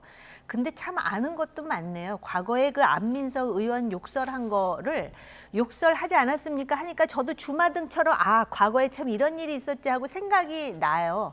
근데 이제 기본적으로 우리나라 국회의원들은 국민을 대표하기 때문에 하면서 지난 정부 때 이렇게 과거를 반추해 보면은 굉장히 국무위원들한테 굉장히 무례한 부분이 많았어요. 근데 그걸 막 감수하는 그런 관행이 있었는데 이제 그게 싹 바뀌어버린 거예요. 그러니까는 그냥 한마디 하면 두 마디로 그냥 갚아주는 식의 그런 어떤 국회에 새로운 관행이 생기는데 그거 자체도 바람직하지 못한데 그러기 위해서는 저 안민석 의원과 한동훈 법무장관의 질의응답을 보면 국회의원들도 참 자기 스스로를 많이 성찰해야지 자기 거는 묻어놓고 상대방을 질타하려다가는 오히려 되려주고 말로 받겠구나라는 생각을 하게 하는데 근데 이제 한동훈 장관 조금 전에 우리가 이재명 대표와 그 지도자로서의 지지를 보니까 애초에 한동훈 장관은 작년에 4%에서 시작을 했더라고요. 네. 그래갖고 지금 12%까지 올라갔지 않습니까? 그래서 이재명 대표와의 간극이 한 자릿수로 됐어요. 그러면 네. 본인이 정치를 나가든 나가지 않든 조금 묵직한 그러한 어떤 그 태도가 국민들에게 더 신뢰를 주고 기대를 주지 않을까라는 아쉬움이 있는 것은 사실이에요. 예.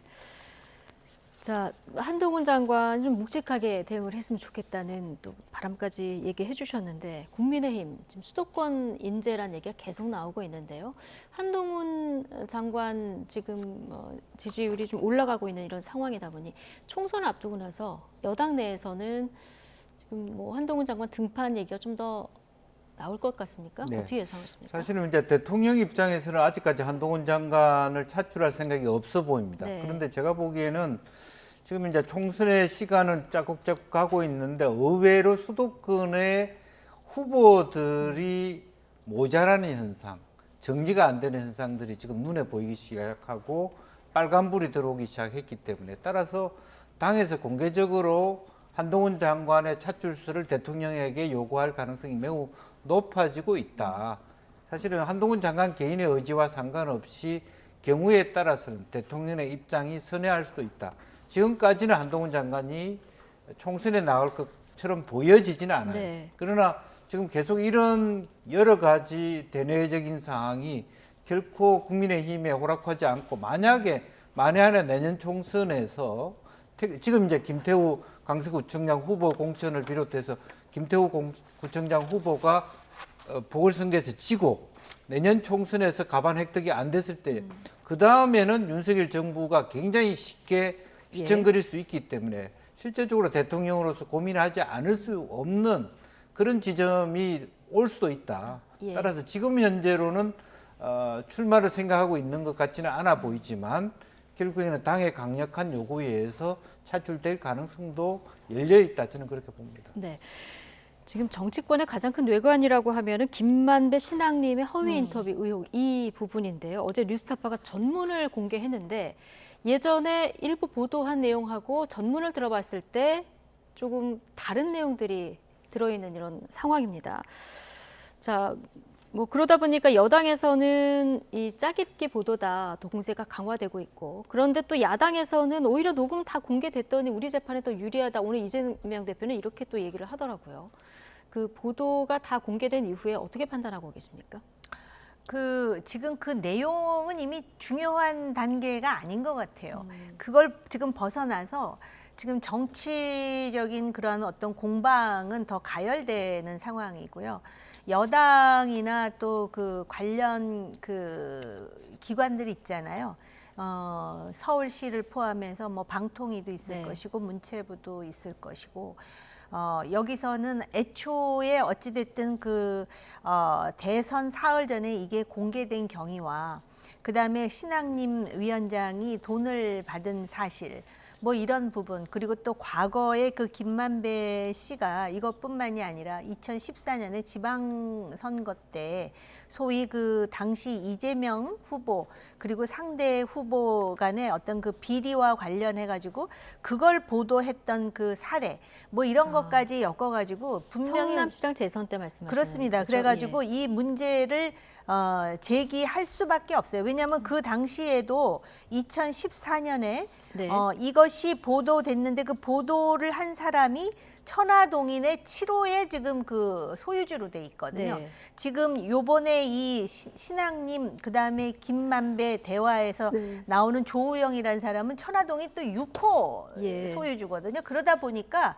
그렇게 엮여지는 이 상황에 대해서 간단히 보기는 쉽지 않다라는 것이고, 야당에서는 다 틀어보니까 뭐 별거 없지 않느냐, 뭐 또 이렇게 이제 얘기를 하는 것 같아요. 오히려 우리 재판에 도움이 된다 이렇게 얘기를 각자 자기네들이 유리한 부분만 가지고 하는 건데, 아무튼 이러한 그 일은 다시 재발돼서는 안 되는 일인 거는 분명합니다. 왜냐하면 지금은 오히려 김만배 씨도 그렇고 커피를 준 게 윤석열 당시 검사가 아니라고 지금 전문이 확인해지고 보도된 다음에 그렇게 됐죠. 있습니다. 그럴 뿐만 아니라 조우영 씨는 자기는 옛날부터 그게 아니라고 얘기를 했는데 언론이 자기 말을 듣지 않았다라고 또 주장을 하잖아요.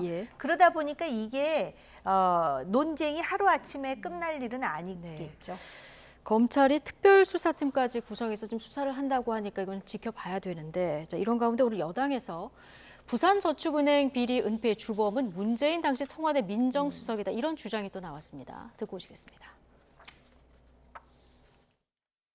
부산저축은행 비리 은폐 사건의 주범은 당시 청와대 수석으로 있던 문재인 전 대통령이라고 지목하지 않을 수가 없습니다. 2012년 당시 새누리당의 이종혁 의원이 문재인 민정수석이 금감원에 전화를 해 압력을 넣어 부산저축은행 조사를 무마했다고 주장을 했다가 문재인 측으로부터 허위사실 유포 명예훼손으로 피소당한 사실이 있습니다. 5개월 후 검찰은 이종혁 의원의 주장이 허위사실이 아니었다며 이종혁 의원에게 혐의 없음 처분을 내렸습니다. 부산저축은행 수사 무마는 문재인 민정수석과 그들의 진영에서 이루어졌던 이런 비리 사건이었다는 걸 다시 한번 밝혀드립니다. 부산저축은행 수사 무마는 문 전 대통령이다. 당시 민정수석이었기 때문에 그렇다는 지금 주장을 듣고 왔는데, 정확한 근거나 이 맥락을 어떻게 이해를 하면 될까요? 네, 우선은 이제 문재인 수석이 금감원에 전화한 것은 사실로 밝혀졌고요. 다만 이제 말하자면 이게 무죄로 얘기했다라고 하는 것은 이종혁 의원의 얘기는 이 민정수석이라고 하는 자리의 직위가 실제로 어떤 얘기를 하는가와 상관없이 압력으로 느껴질 수 있는 직위였기 때문에 허위 사실은 아니다, 이렇게 판결한 거죠.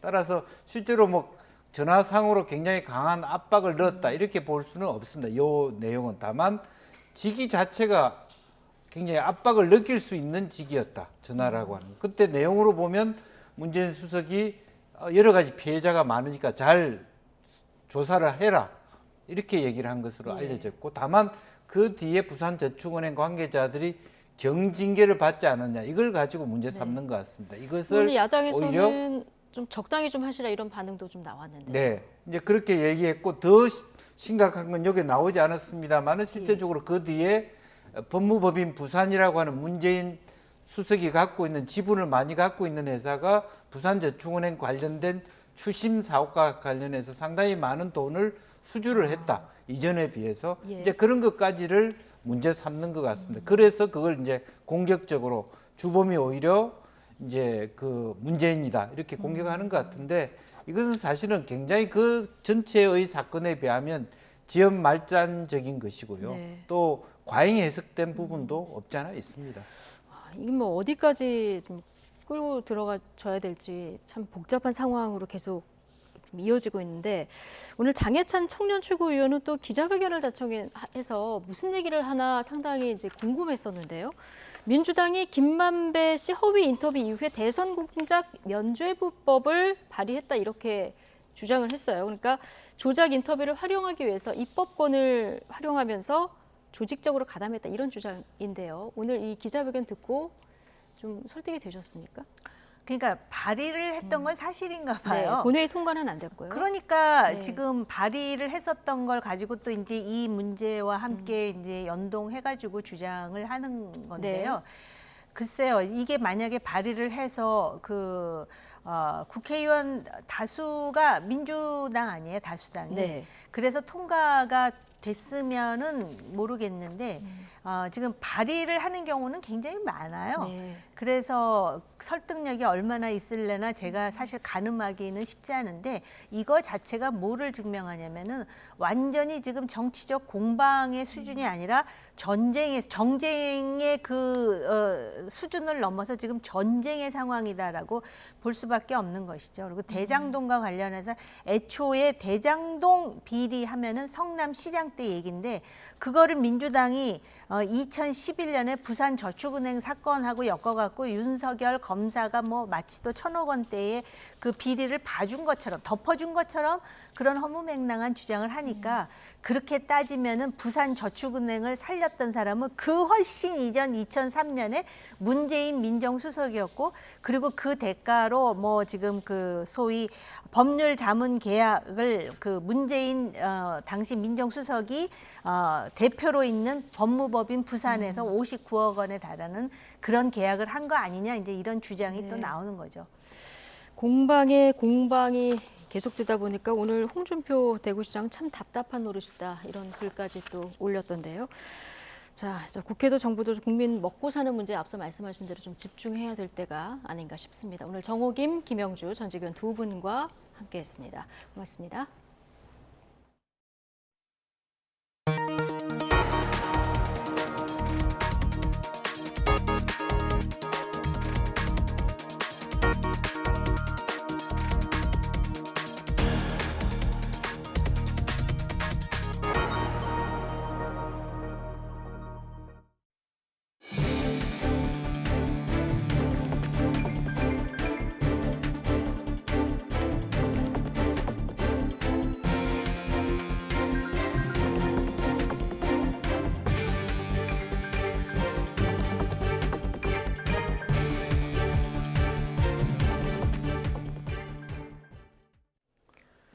교사가 스스로 세상을 저버린 안타까운 사건이 대전에서도 일어났습니다. 네, 이 숨진 교사는 앞서 근무한 학교에서 악성 민원에 시달리고 또 아동학대 혐의로 고소까지 당했던 것으로 조사되는데요.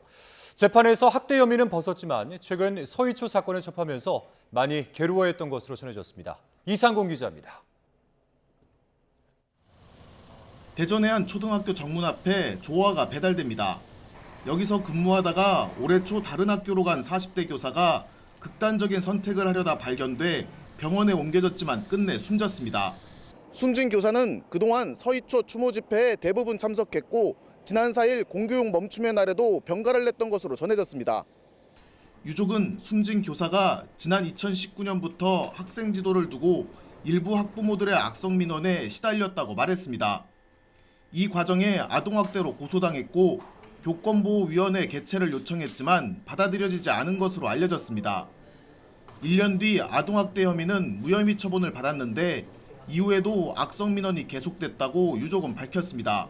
왜 우리 애하고 같은 복도에 그 선생을 집어넣어놨냐. 당장 딴 데로 옮겨라. 그 다음에 코로나 시즌에 정문 앞에서 이렇게 마스크 지도 같은 거 하는 그거를 또 하고 있었더니 왜 우리 애가 무서워서 학교도 못 가게 거기다 세워놨느냐, 당장 치워라 했대요. 유족은 오랜 기간 정신과 치료를 받은 고인이 서희초 사건을 접하면서 괴로워했고 최근 정신적으로 많이 힘들어했다고 말했습니다. 그걸 멈추는 날에는 꼭 참여를 하겠다 그랬더니 교장님이 영담을 요구하겠다든가 그러면서 엄청 스트레스를 받았던 걸 제가 기억을 하고 교육부 장관이 파면 행위를 하겠다라고 하니까 진짜 너무 쉽게 생각한다고. 한 동료 교사는 학교 앞에 놓인 국화 앞에 엎드린 채 한동안 고인을 추모했습니다.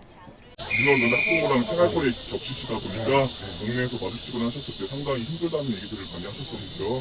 아동학대법 개정이 반드시 이루어져서 다시는 이런 희생자가 절대 나오지 않도록 했으면 좋겠습니다. 교사노조는 철저한 진상규명을 촉구했습니다. 극단적인 선택을 하기까지의 그 과정들을 교육청이 직접 나서서 명명백백하게 밝히고 그 밝히는 과정에서 책임을 져야 할 사람이 있다면 책임을 요구하고. 대전시 교육청은 교사의 사망 원인을 철저히 조사해 악성 민원과 연관성이 확인되면 수사기관에 고발할 계획이라고 밝혔습니다.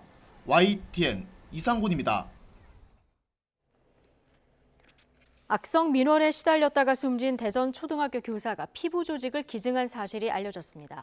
유족들은 교사가 생전에 여러 번 장기 기증 의사를 밝혀 가족 회의를 열고 화상 환자들을 위해 피부 조직 기증을 결정했다고 말했습니다. 원래 다른 장기도 기증하려 했지만 사망 과정에서 많이 손상돼 피부 조직 기증만 가능했던 것으로 전해졌습니다. 국회에서 교권보호법 논의가 늦어지는 가운데 한국교총과 전교조 등 교원단체 6곳은 정부와 여야가 오는 21일 국회 본회의까지 교권보호법 입법을 완료해야 한다고 촉구했습니다. 또 어제 국회 교육위원회 법안심사 소위원회에서 교권보호 법안과 교권침해 학생 생활기록부 기재에 대해서 여야가 아무런 합의도 이루지 못했다며 정부의 의지가 흐려진 것 아닌지 우려한다고 밝혔습니다. 인천의 한 국공립유치원에서 한 학부모가 아동학대 혐의로 교사를 신고했다가 오히려 교사를 협박한 혐의로 검찰에 넘겨졌습니다. 그런데 유치원 교사들은 교권 침해를 당해도 학부모와 거리를 둘 법적 근거가 없어서 관련 제도 개선이 필요하다는 지적이 나오고 있습니다. 신지원 기자입니다. 지난해 말 인천의 한 국공립유치원에서 친구들과 놀던 남자아이가 얼굴을 다쳤습니다. 학부모는 사건 발생 직후 자신에게 알리지 않았다며 항의했고 교사와 원장의 거듭된 사과에도 진정되지 않았습니다. 진짜 너는 이제 경찰서 가서 조사받고 언론 기자들한테 인터뷰나 하고 그러고 평생 쪽팔리면서 너 내 자식 우습냐? 넌 자식이 없어서 그러냐? 어머니 그 부분은 제가 정말 잘못했다고 생각하는 부분이에요. 그렇게 다친 거에 대해서 저도 굉장히 속상하게 생각을 하고 있어요. 지금 오늘 계시나요? 네, 오늘 저 지금 갈게요. 계세요. 아이 엄마는 결국 해당 교사를 아동학대 혐의로 고소했는데 사건이 무혐의로 종결되기까지는 넉 달이 걸렸습니다. 그 사이 교사는 우울증 증세로 심리 상담과 정신과 치료를 받았습니다. 거의 7kg 가까이 단기간에 빠졌고 계속 소화가 잘 안 돼서 죽만 먹으면서 지냈고 또 언제 그 학부모님한테 연락이 올지 모른다는 생각과 이제 교원단체는 교권 침해를 주장하며 고발에 나섰고 학부모는 지난달 협박 혐의로 검찰에 넘겨졌습니다. 문제는 폭언이나 협박으로 고통받는 유치원 교사들이 학부모와 거리를 두고 싶어도 마땅한 방법이 없다는 겁니다. 이달부터 적용되는 유치원 교원의 교육활동 보호를 위한 고시에서도 원화에 대한 출석 정지나 퇴학 조치에 관한 부분은 학부모 의견 수렴을 거쳐 삭제됐습니다. 교권 침해나 발생하거나 아동학대 신고, 고소, 고발 등이 이루어졌을 때 즉시 분리를 할 수가 없는 상황이에요. 초중등 고시에는 있지만 유치원 고시에는 없는 차별적인 문항 조항들이 유치원 고시에도 동일하게 반영이 되어야 한다고 생각합니다. 발달 단계가 낮은 영유아를 가르치는 유치원 교사는 교권을 주장하기가 더욱 어려운 현실입니다. 유치원은 학교이기 때문에 교권이라는 것도 초중고등학교하고 동등하게 인정이 되어져야 하는데 교육이라는 것 틀 안에서 보살핌이라는 게 굉장히 많은 역할을 담당하고 있기 때문에 다른 어려움이 있는 것 같아요. 유치원 교사들은 교육부가 새로 공표한 생활지도 고시는 실효성이 없다며 유아교육법 등 관련법 개정을 촉구하고 있습니다. YTN 신지연입니다.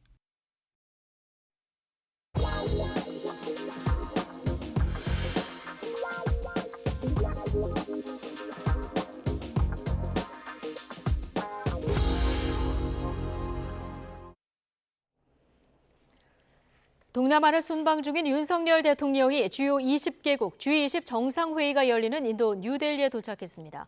윤 대통령은 인도네시아 자카르타에서 아세안 관련 정상회의와 한중회담 등 3박 4일 일정을 마치고 오늘부터는 G20 다자 외교로 무대를 옮겼습니다. 북한과 러시아가 정상회담을 예고하고 무기 거래 등 군사 공조를 강화하는 분위기 속에 윤 대통령은 아세안 때와 마찬가지로 G20에서도 북한 핵 미사일 도발을 막기 위한 국제사회 협력을 촉구할 예정입니다. 또 자유와 인권, 법치 등 규범 질서에 기반한 인도 태평양 지역의 연대와 공조를 강조하고 기후 위기와 에너지 등을 주제로 대한민국의 역할을 알릴 예정입니다. 북한이 수중에서 핵 공격을 할 수 있는 전술핵 공격 잠수함을 처음으로 건조했다고 밝혔습니다.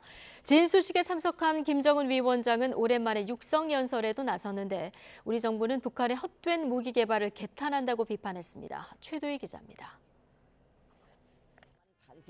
검은색 잠수함 동체가 거대한 모습을 드러냅니다. 북한이 수중 핵 공격이 가능한 전술핵 공격 잠수함인 김군옥 영웅함을 공개한 겁니다. 중절모 차림의 김정은 국무위원장은 지난 6일 열린 진수식에 참석해 6개월여 만의 육성 연설에도 나섰습니다. 김 위원장은 김군옥 영웅함이 북한의 기존 중형 잠수함들을 공격형으로 개조하려는 전술핵 잠수함의 표준형이라고 주장했습니다. 아울러 전술핵 공격 잠수함 건조는 미국 핵 추진 잠수함 전력에 대항하기 위한 것임을 분명히 했습니다. 핵 공격 잠수함이라는 수단이 이제는 파렴치한 원수들을 공포에 질리게 하는 위협적인 우리의 힘을 상징하게 되고 진정 우리 인민 모두가 반길 경사가 아닐 수 없습니다.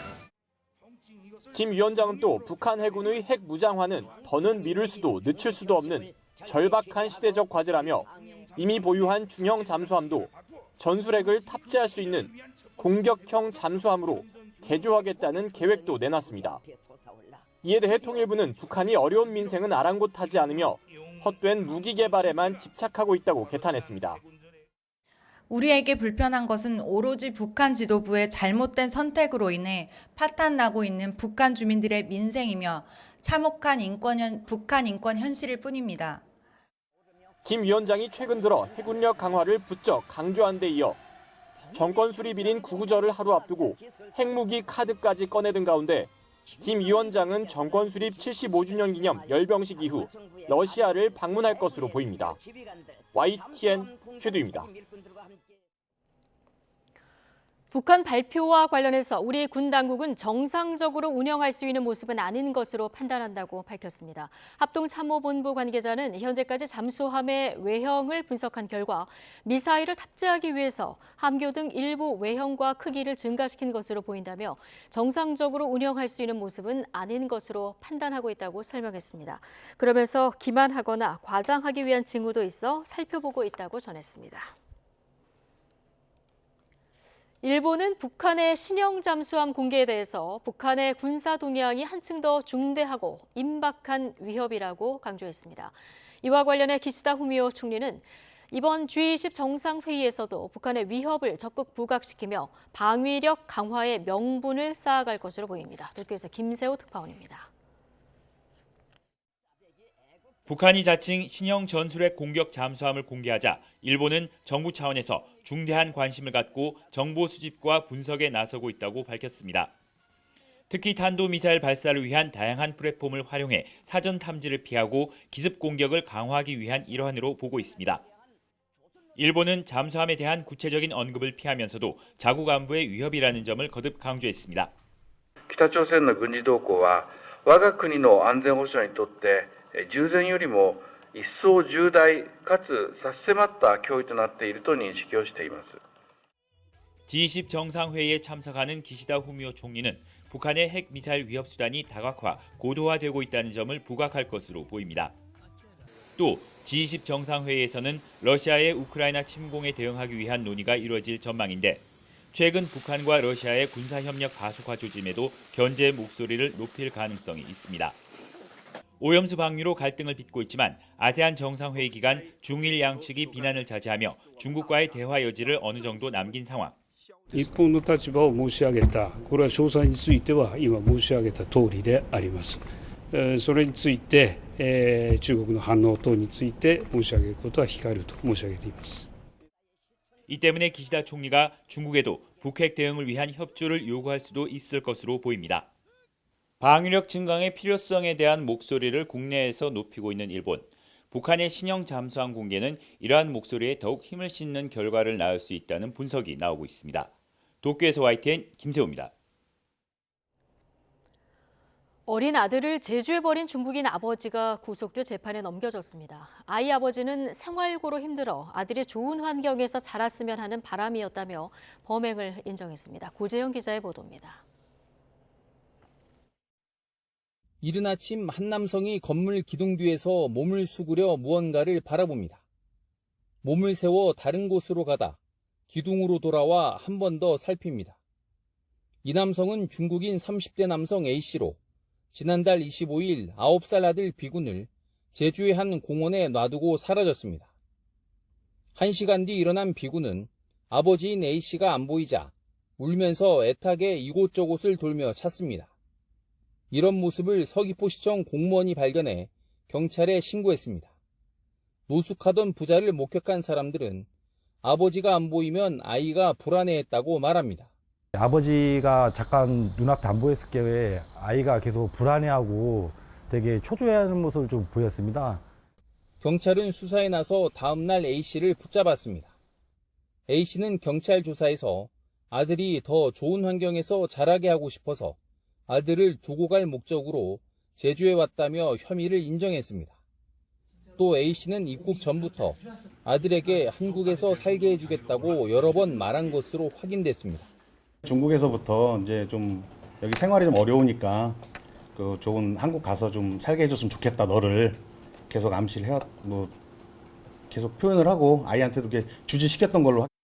A씨 부자는 지난달 14일 비자 없이 입국할 수 있는 제주에 왔습니다. 제주에 도착한 A씨는 아들을 맡길 보호시설을 찾아다녔는데 마땅한 곳이 없어 범행을 저지른 겁니다. A씨는 남긴 편지에서 자신은 실패한 아버지이고 생활고 등으로 아이를 키울 형편이 아니라며 아이가 한국 가정 등에서 자라길 바란다고 썼습니다.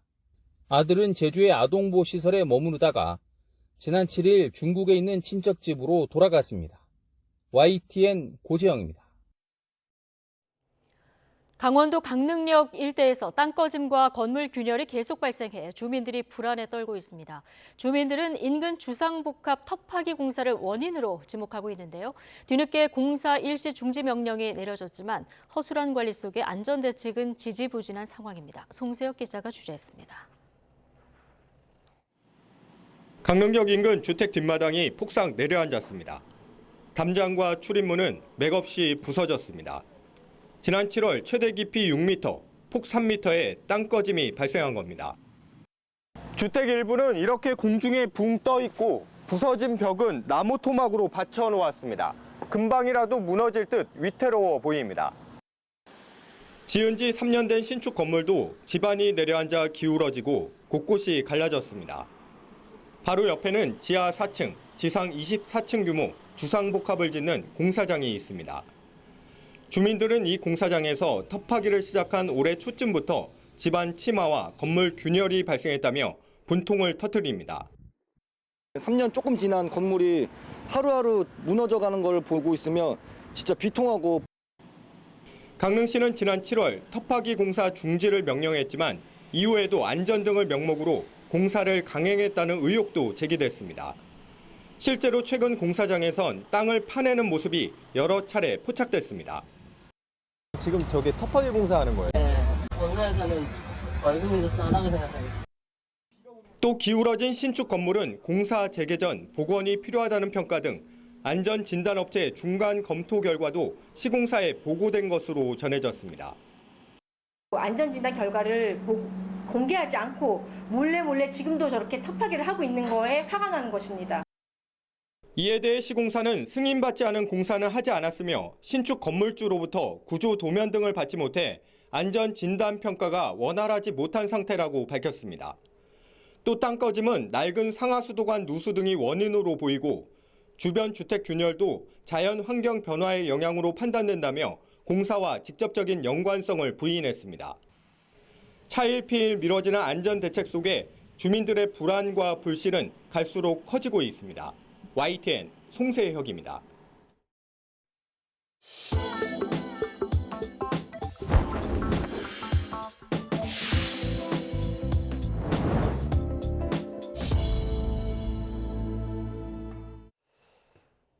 중국 정부가 비료용 요소 수출을 중단했다는 외신 보도가 나오자 요소 관련 기업 주가가 급등하는 등 시장이 화들짝 놀랐습니다. 정부는 중국 정부의 공식적 수출 통제는 없는 상황이라며 실제로 그런 조치가 내려지더라도 국내 수급에는 문제가 없다고 설명했습니다. 이승은 기자입니다. 중국 정부 지시로 비료업체 일부가 신규 수출 계약을 중단했다는 외신 보도가 나오자 국내 주식시장에서 요소 관련주들이 급등했습니다. 또 한 번 2년 전처럼 요소수 대란 같은 사태가 발생하는 것 아니냐는 우려가 나왔기 때문입니다.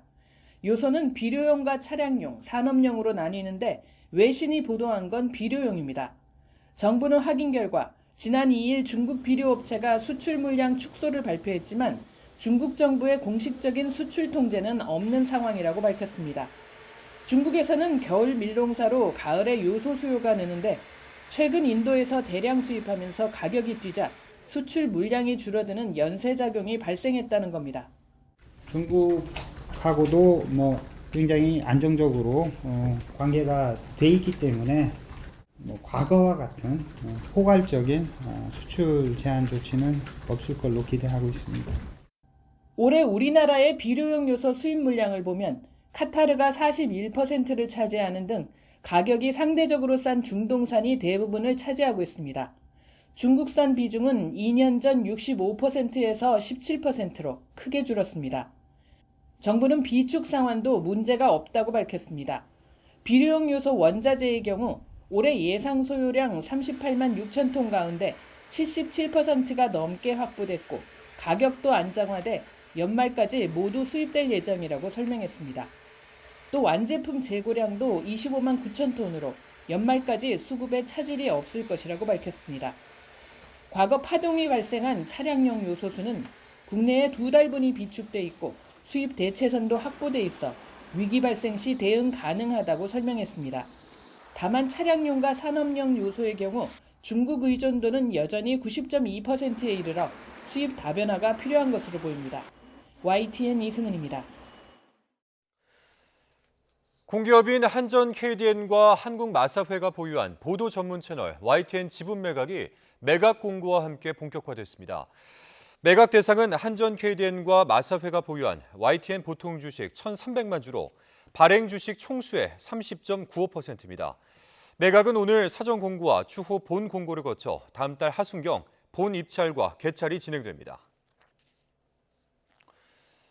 네, YTN 대주주 지분 매각이 입찰이란 방식으로 진행되더라도 단순히 높은 가격을 써낸다고 해서 새로운 대주주가 될 수 있는 것은 아닙니다. 보도 전문 채널은 여론 형성에 큰 영향을 미치는 만큼 방송법은 방송통신위원회가 60일간 새 대주주가 될 사업자가 방송사업자로서 적합한지를 심사하도록 규정하고 있습니다. 류완홍 기자입니다. 입찰이란 방식으로 YTN의 기존 대주주 지분을 인수하더라도 그 인수자는 방송법에 의한 승인심사 과정을 통과해야 합니다. 방송법은 보도 전문 채널의 대주주가 바뀔 경우 방송통신위원회가 새로 대주주가 될 사업자를 대상으로 승인심사를 하도록 했고 60일 이내에 그 결과를 사업자에게 통보하도록 정했습니다. 다음 달 말 입찰로 YTN 새 대주주가 될 사업자가 정해지면 그 사업자는 30일 이내에 방통위에 승인 신청을 해야 합니다. 승인 신청을 받지 못하면 취득한 지분에 대한 의결권을 행사할 수 없고 방통위는 6개월 이내의 기간을 정해 지분의 처분 등을 명령할 수 있습니다. 방통위는 승인 신청서가 접수되면 방송과 법률, 경영과 회계 등 각 분야 전문가로 심사위원회를 구성해 60일간 심사를 벌여 YTN 대주주로서 적합한지를 의결하게 됩니다. 심사위는 방송의 공적 책임과 공정성, 공익성, 실현 가능성과 사회적 신용 및 재정적 능력, 시청자의 권익 보호 등 4가지 항목을 놓고 심사를 벌일 예정입니다. 언론학계에선 YTN의 새로운 지배 구조가 방송의 공적 책무를 더 효율적으로 수행할 수 있다는 점이 담보돼야 민영화 목적이 타당성을 얻을 수 있을 것이란 주장이 나오고 있습니다. 이 시점에서 YTN을 민간 기업 사적인 이해관계자에게 매각했을 경우 그게 과연 정부 또는 YTN 또 가장 중요하게는 YTN을 이용하는 국민, 시민들의 이익에 공공적 이익에 부합하는가 이거를 살펴야 될 것입니다. 이와 함께 YTN이 사주와 기업의 방패막이 도구로 전락해 지난 30년간 쌓아온 공영적 뉴스 채널의 위상이 한순간에 무너지는 일이 없어야 할 것이란 우려도 나오고 있습니다. YTN 유환홍입니다. 류일임 신임 방송통신심의위원장은 명백하고 현존하는 위협적 존재가 된 내외부의 가짜뉴스 척결을 위해 위원회가 가진 모든 역량을 동원하겠다고 밝혔습니다. 류일임 신임위원장은 취임식을 대신해 열린 간부회의에서 가짜뉴스가 이미 확산한 뒤에는 막을 길이 전혀 없다며 자체 모니터링을 강화하는 한편 심각한 가짜뉴스의 경우 긴급 안정으로 상정해 신속한 심의가 이루어지도록 제도적 장치를 만들겠다고 말했습니다. 방송통신심의위는 이에 앞서 여권이 추천한 4명의 위원이 참석한 가운데 류일임 위원을 위원장으로 선출했고 야권 위원 3명은 중도 퇴장해 위원장 후선에 참여하지 않았습니다. 단식 중인 더불어민주당 이재명 대표가 쌍방울그룹의 대북 송금에 관여했다는 의혹과 관련해서 내일 검찰에 출석하게 됩니다. 이 대표 소환 조사는 올해만 5번째로 검찰은 150쪽에 달하는 질문지와 함께 의료진을 대비시키는 등 준비를 마쳤습니다. 황보혜경 기자입니다. 더불어민주당 이재명 대표가 쌍방울그룹 대북 송금 의혹과 관련해 내일 오전 10시 반 수원지방검찰청에 출석합니다. 지난달 백현동 개발사업 특혜 의혹으로 서울중앙지검에서 조사를 받은 지 3주 만으로 이 대표의 올해 5번째 검찰 소환입니다. 국회 일정 등을 이유로 2차례 줄다리기 끝에 결국 검찰이 제시한 기한 안에 조사받기로 한 겁니다. 검찰은 지난 2019년 김성태 전 쌍방울 회장이 북한에 $800만 대납하는 과정에 관여했다고 보고 이 대표를 제3자 뇌물 혐의로 입건했습니다. 그동안 이 대표는 앞서 다른 의혹과 마찬가지로 대북 송금 의혹 혐의도 전면 부인해왔습니다. 공소장이 한 달 반 만에 돈을 준 사람, 또 받은 사람, 받은 장소, 날짜, 그 경위가 다 다르지 않습니까? 이 대표 조사를 하루 앞둔 검찰은 대북 송금 의혹과 관련해 150쪽에 달하는 질문지를 준비해 밤늦게까지 조사가 예상됩니다. 그러나 검찰은 이 대표가 단식 열흘 차인 점을 감안해 핵심 질문을 압축한 질문지도 별도로 준비한 것으로 전해졌습니다. 검찰은 이 대표의 건강 상태를 고려해 15층 조사실 앞에 의료진을 배치하고 구급차도 청사 앞에 대기시킬 예정입니다. 이번 검찰 조사에선 대북 송금에 연루된 혐의로 재판을 받고 있는 이화영 전 경기도 평화부지사가 당시 도지사였던 이 대표에게 보고했는지 여부가 핵심이 될 전망입니다. 앞서 이 전 부지사는 자필 옥중 편지를 통해 이재명 대표에게 어떠한 관련 보고도 한 적이 없고 검찰 압박으로 허위 진술을 했다며 기존 입장을 번복했습니다. 이에 대해 검찰 관계자는 이 전 부지사가 민주당 소속 변호인 선임 직후 이 대표에게 유리하게 진술을 번복했다면서 진술 왜곡 시도가 있었는지 수사하고 있다고 말했습니다. 검찰은 경기도의 도지사 방북 추진 공문 등 그동안 확보한 다양한 증거 자료를 제시하며 이 대표를 압박할 것으로 보입니다. 검찰은 이 대표 조사를 마치는 대로 백현동 의혹과 묶어 구속영장을 청구할 전망이지만 단식에 따른 건강 상태를 고려해 시점을 정할 것으로 보입니다. 이와 별도로 검찰은 김성태 전 회장이 재작년 이 대표에게 1억 5천만 원대의 쪼개기 후원을 했다는 의혹과 관련해 중앙선관위 압수수색에 나서며 전방위 수사를 이어가고 있습니다. YTN 황보혜경입니다.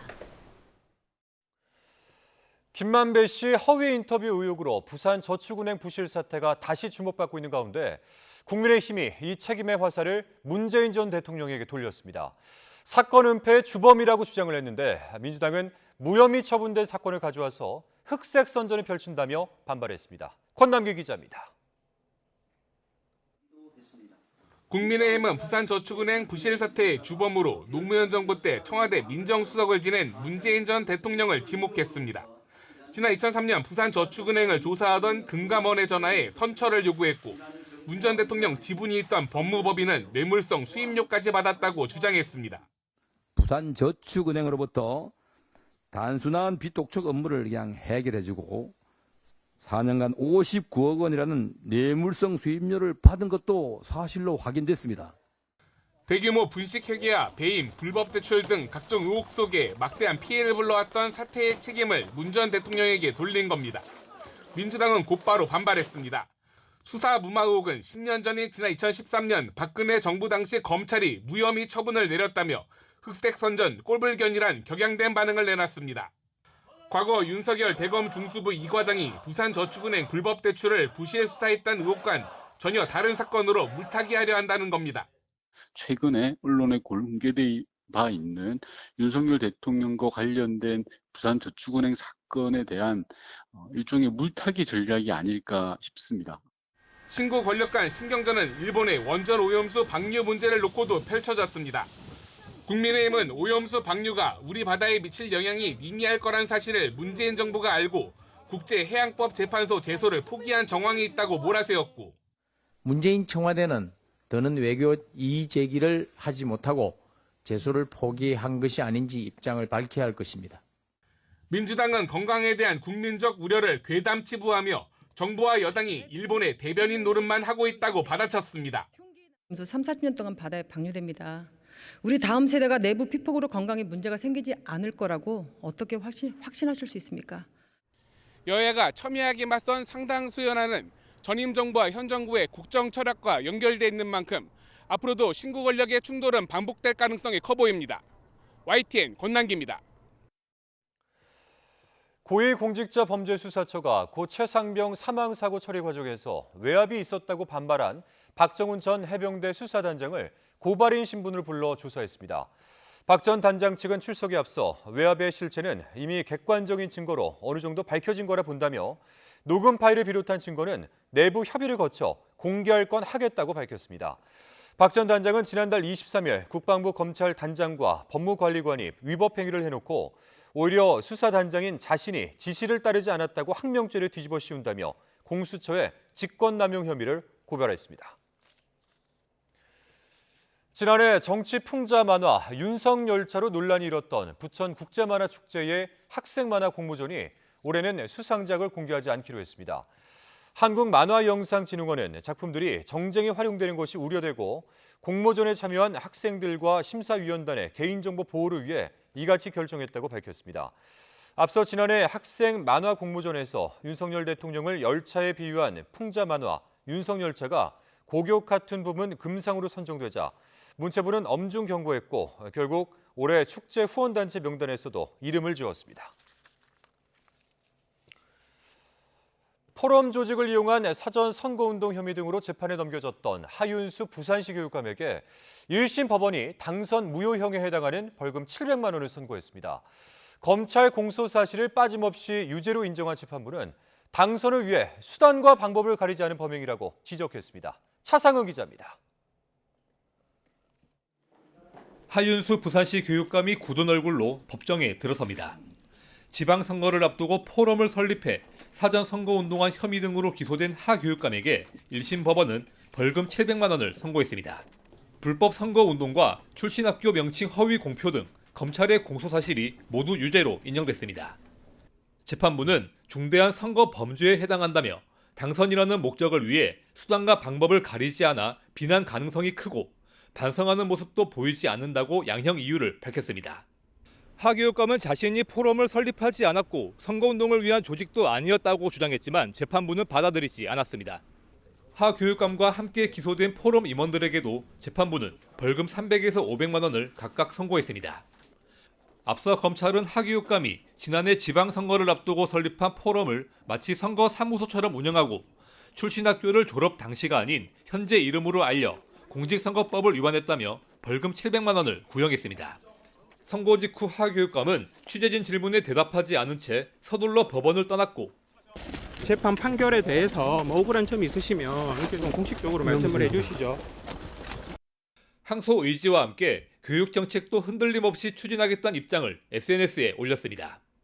선출직 공무원이 공직선거법 위반으로 벌금 100만 원 이상을 선고받고 판결이 확정되면 직을 잃게 됩니다. YTN 차상훈입니다.